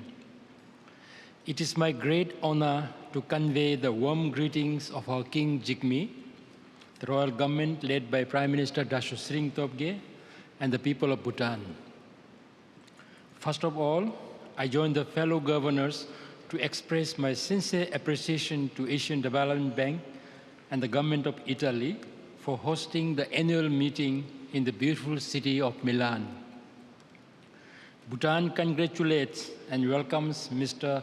Masato Kanda as ADB's 11th president, and I look forward to working very closely with you. This year's theme, Sharing Experiences, Building Tomorrow, resonates deeply with Bhutan's vision. It reminds us that through solidarity and shared learning, we can create a future of resilience, opportunity, and lasting prosperity. Bhutan's long-standing partnership with Asian Development Bank is a significant part of our development journey. Over the last 4 decades, ADB's support has strengthened our growth in infrastructure, human capital, and energy security. The current country partnership strategy is a testimony to this shared vision, focusing on public and private sector development, climate resilience, and human capital growth. Excellencies, ladies and gentlemen, in the spirit of mindful progress, Bhutan is embarking on a transformative initiative, Gelifu Mindfulness City, GMC, envisioned by our King Jigme. As a smart, sustainable economic gateway linking South Asia with Southeast Asia, GMC will embody Bhutan's development philosophy of gross national happiness by harmonizing mindful urbanization, ecological balance, sustainable and innovative living, and cultural heritage. More than a city, GMC is a visionary model of regional cooperation and private sector-led economic transformation. Hosting green industries, wellness tourism, research hubs, clean tech zones, powered by renewable energy, it will be a special administrative region, geographically more than 3 times the size of Singapore. GMC aims to catalyze trade, green investments, climate resilience, digital innovation, and regional integration. I take this opportunity to invite everyone here to visit GMC and Bhutan. President Kanda, the future of Bhutan's partnership with ADB is poised to be a transformative, aligning to our 13th 5-year plan towards a high-income happiness economy by 2034. Bhutan targets an additional clean energy generation of 20,000 megawatts by 2040. Beyond energy, Bhutan aims to enhance investments in climate-smart agriculture, green skills development, education, tourism, innovation, and a resilient healthcare system. To support these transformative initiatives, our development financing needs have increased drastically. Bhutan looks forward to benefiting from the additional lending headroom created through the Capital Adequacy Framework Review. Lastly, as we embark on this collective journey, let us embrace the lessons of the past and the urgencies of the present to forge a future rooted in unity, sustainability, and shared prosperity. In closing, I extend my gratitude to Asian Development Bank for its enduring partnership and unwavering support in our common pursuit of a brighter, more inclusive tomorrow. Together, let us build bridges that not only connect nations, but also embody our shared experiences to a legacy of a sustainable future. Thank you for your time. Thank you. I thank the Governor for Bhutan. I call on the Governor for Cook Islands. Thank you, Mr. Chairman and President Kanda. The Cook Islands commends the Asian Development Bank for its unwavering commitment to sustainable development in the Asia-Pacific region.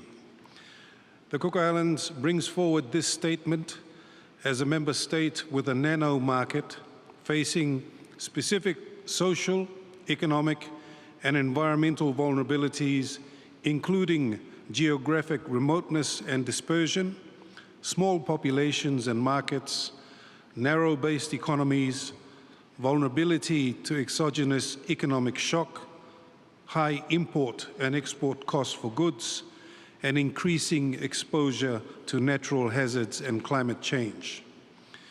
The Cook Islands' smallness exacerbates the normal challenges of SIDS.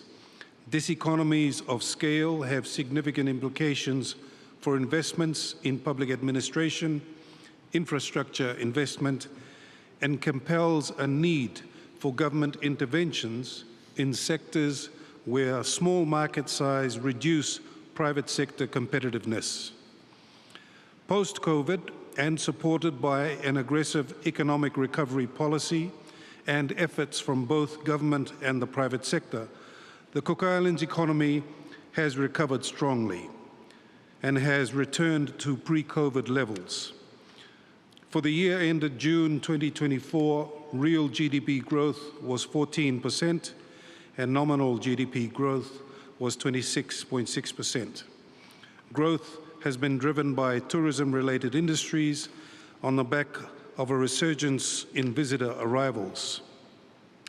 Arrivals have been boosted by recent additions to airline routes servicing the Cook Islands, and arrivals are now approaching our pre-COVID record levels. Looking ahead, the economic outlook for 26 is broadly positive.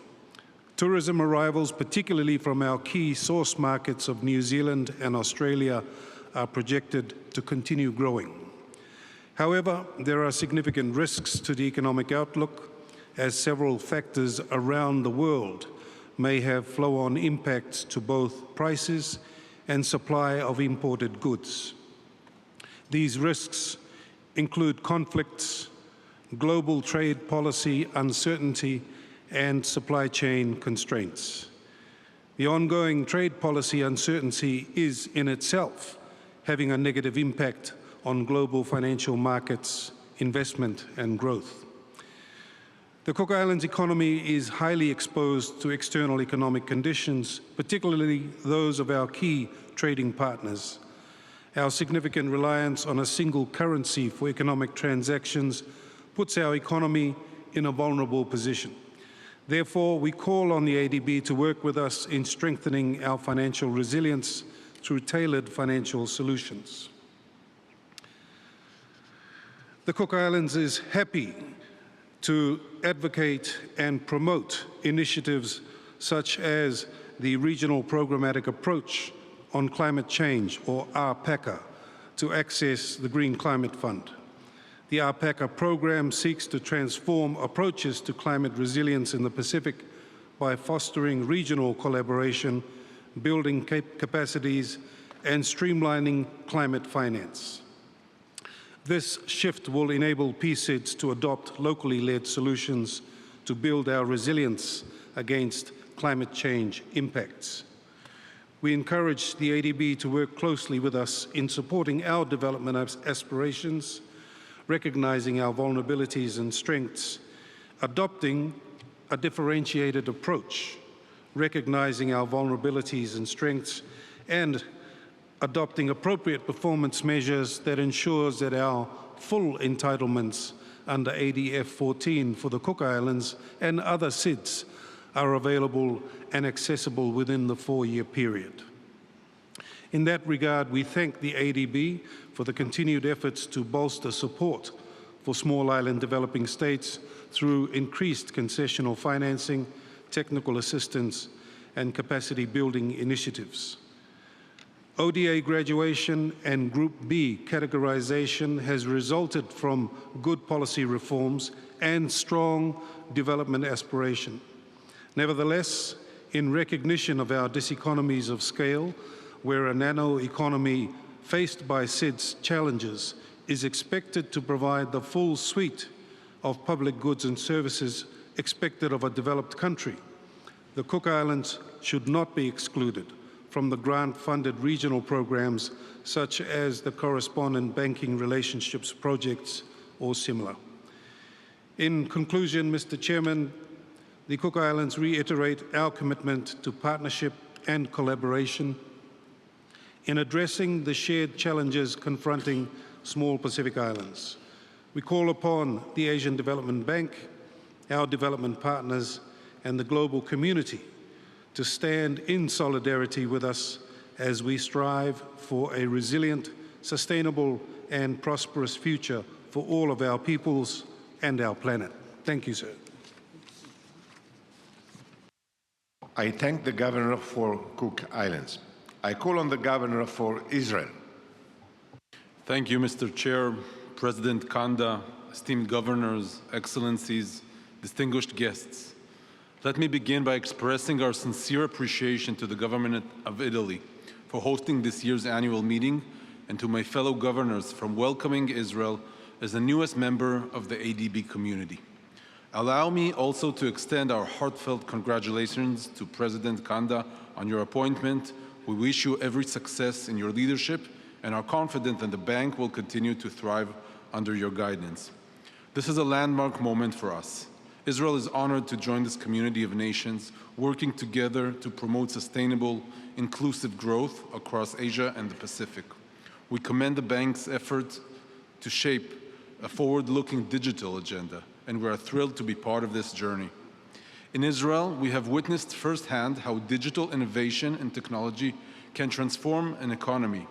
From our thriving startup ecosystem to breakthroughs in cybersecurity, fintech, digital health, we know that innovation is not only a source of growth, it is a foundation for resilience, competitiveness, and opportunity. We believe that the ADB is uniquely positioned to help its members harness the power of digitalization. To do so, the bank should continue to leverage the collective know-how of its member countries, encourage deeper knowledge sharing, and embed digital components into the design of its projects, from infrastructure to education to finance. If done thoughtfully, digitalization can help developing countries leapfrog traditional development paths. But we must also proceed with care. The digital economy brings with it serious risks, from data privacy to cyber threats, and we must work together to ensure the safety, security, and trustworthiness of the systems we build. This means investing in both innovation and safeguards, especially in the most vulnerable communities. Israel is eager to contribute its experience, talent, and technologies to this important endeavor. We look forward to building partnerships, supporting regional cooperation and integration, and learning from others in this diverse and dynamic community. Thank you once again for the warm welcome. We look forward to building a strong partnership with ADB, and through it, deepening our collaboration with governments and private sectors across the region. Thank you. I thank the Governor for Israel. I would like to thank the governors for their remarks. All remarks will be included in the summary of proceedings that will be prepared by the Secretary. Before we close this session, I would like to call on the Secretary. Madam Secretary. Thank you, Mr. Chair. Please allow us to proceed to a brief ceremony. It has been our tradition to pass on the baton from the chair to the chair-elect. May I request the chair, the governor for Italy, the chair-elect, represented by the alternate governor for Uzbekistan, and the ADB president to come forward for the baton passing and a photo. I now call on the chair-elect of the Board of Governors, Please. Thank you very much. Your Excellency, dear Chair, dear Governor Panetta, President Kanda, fellow governors and alternates, distinguished guests, ladies and gentlemen. First, let me congratulate the Chair, Governor for Italy for organizing an exceptionally successful 58th ADB Annual Meeting. From the bottom of our hearts, we thank Italy for its warm hospitality and outstanding arrangements. Second, it is with great pride and honor that we announce Uzbekistan will host the 59th Annual Meeting of the Asian Development Bank Board of Governors in the historic city of Samarkand from May 3 to May 6, 2026. For those eager to learn more, we warmly invite you to our Future Host Country event this Wednesday, May 7th at 4 p.m. in Brown Rooms 1 and 2, South Wing, Level 2. There we will offer you a taste of Uzbek culture, cuisine and refreshments, and a preview of the hospitality awaiting you in Samarkand. We look forward to welcoming you this event and even more so to Samarkand in 2026 for what promises to be a memorable gathering. Thank you once again.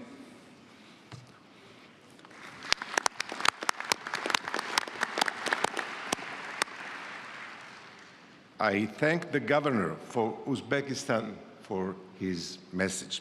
We wish you success in your preparation for the next annual meeting. Fellow governors, esteemed attendees, I hereby declare this meeting concluded.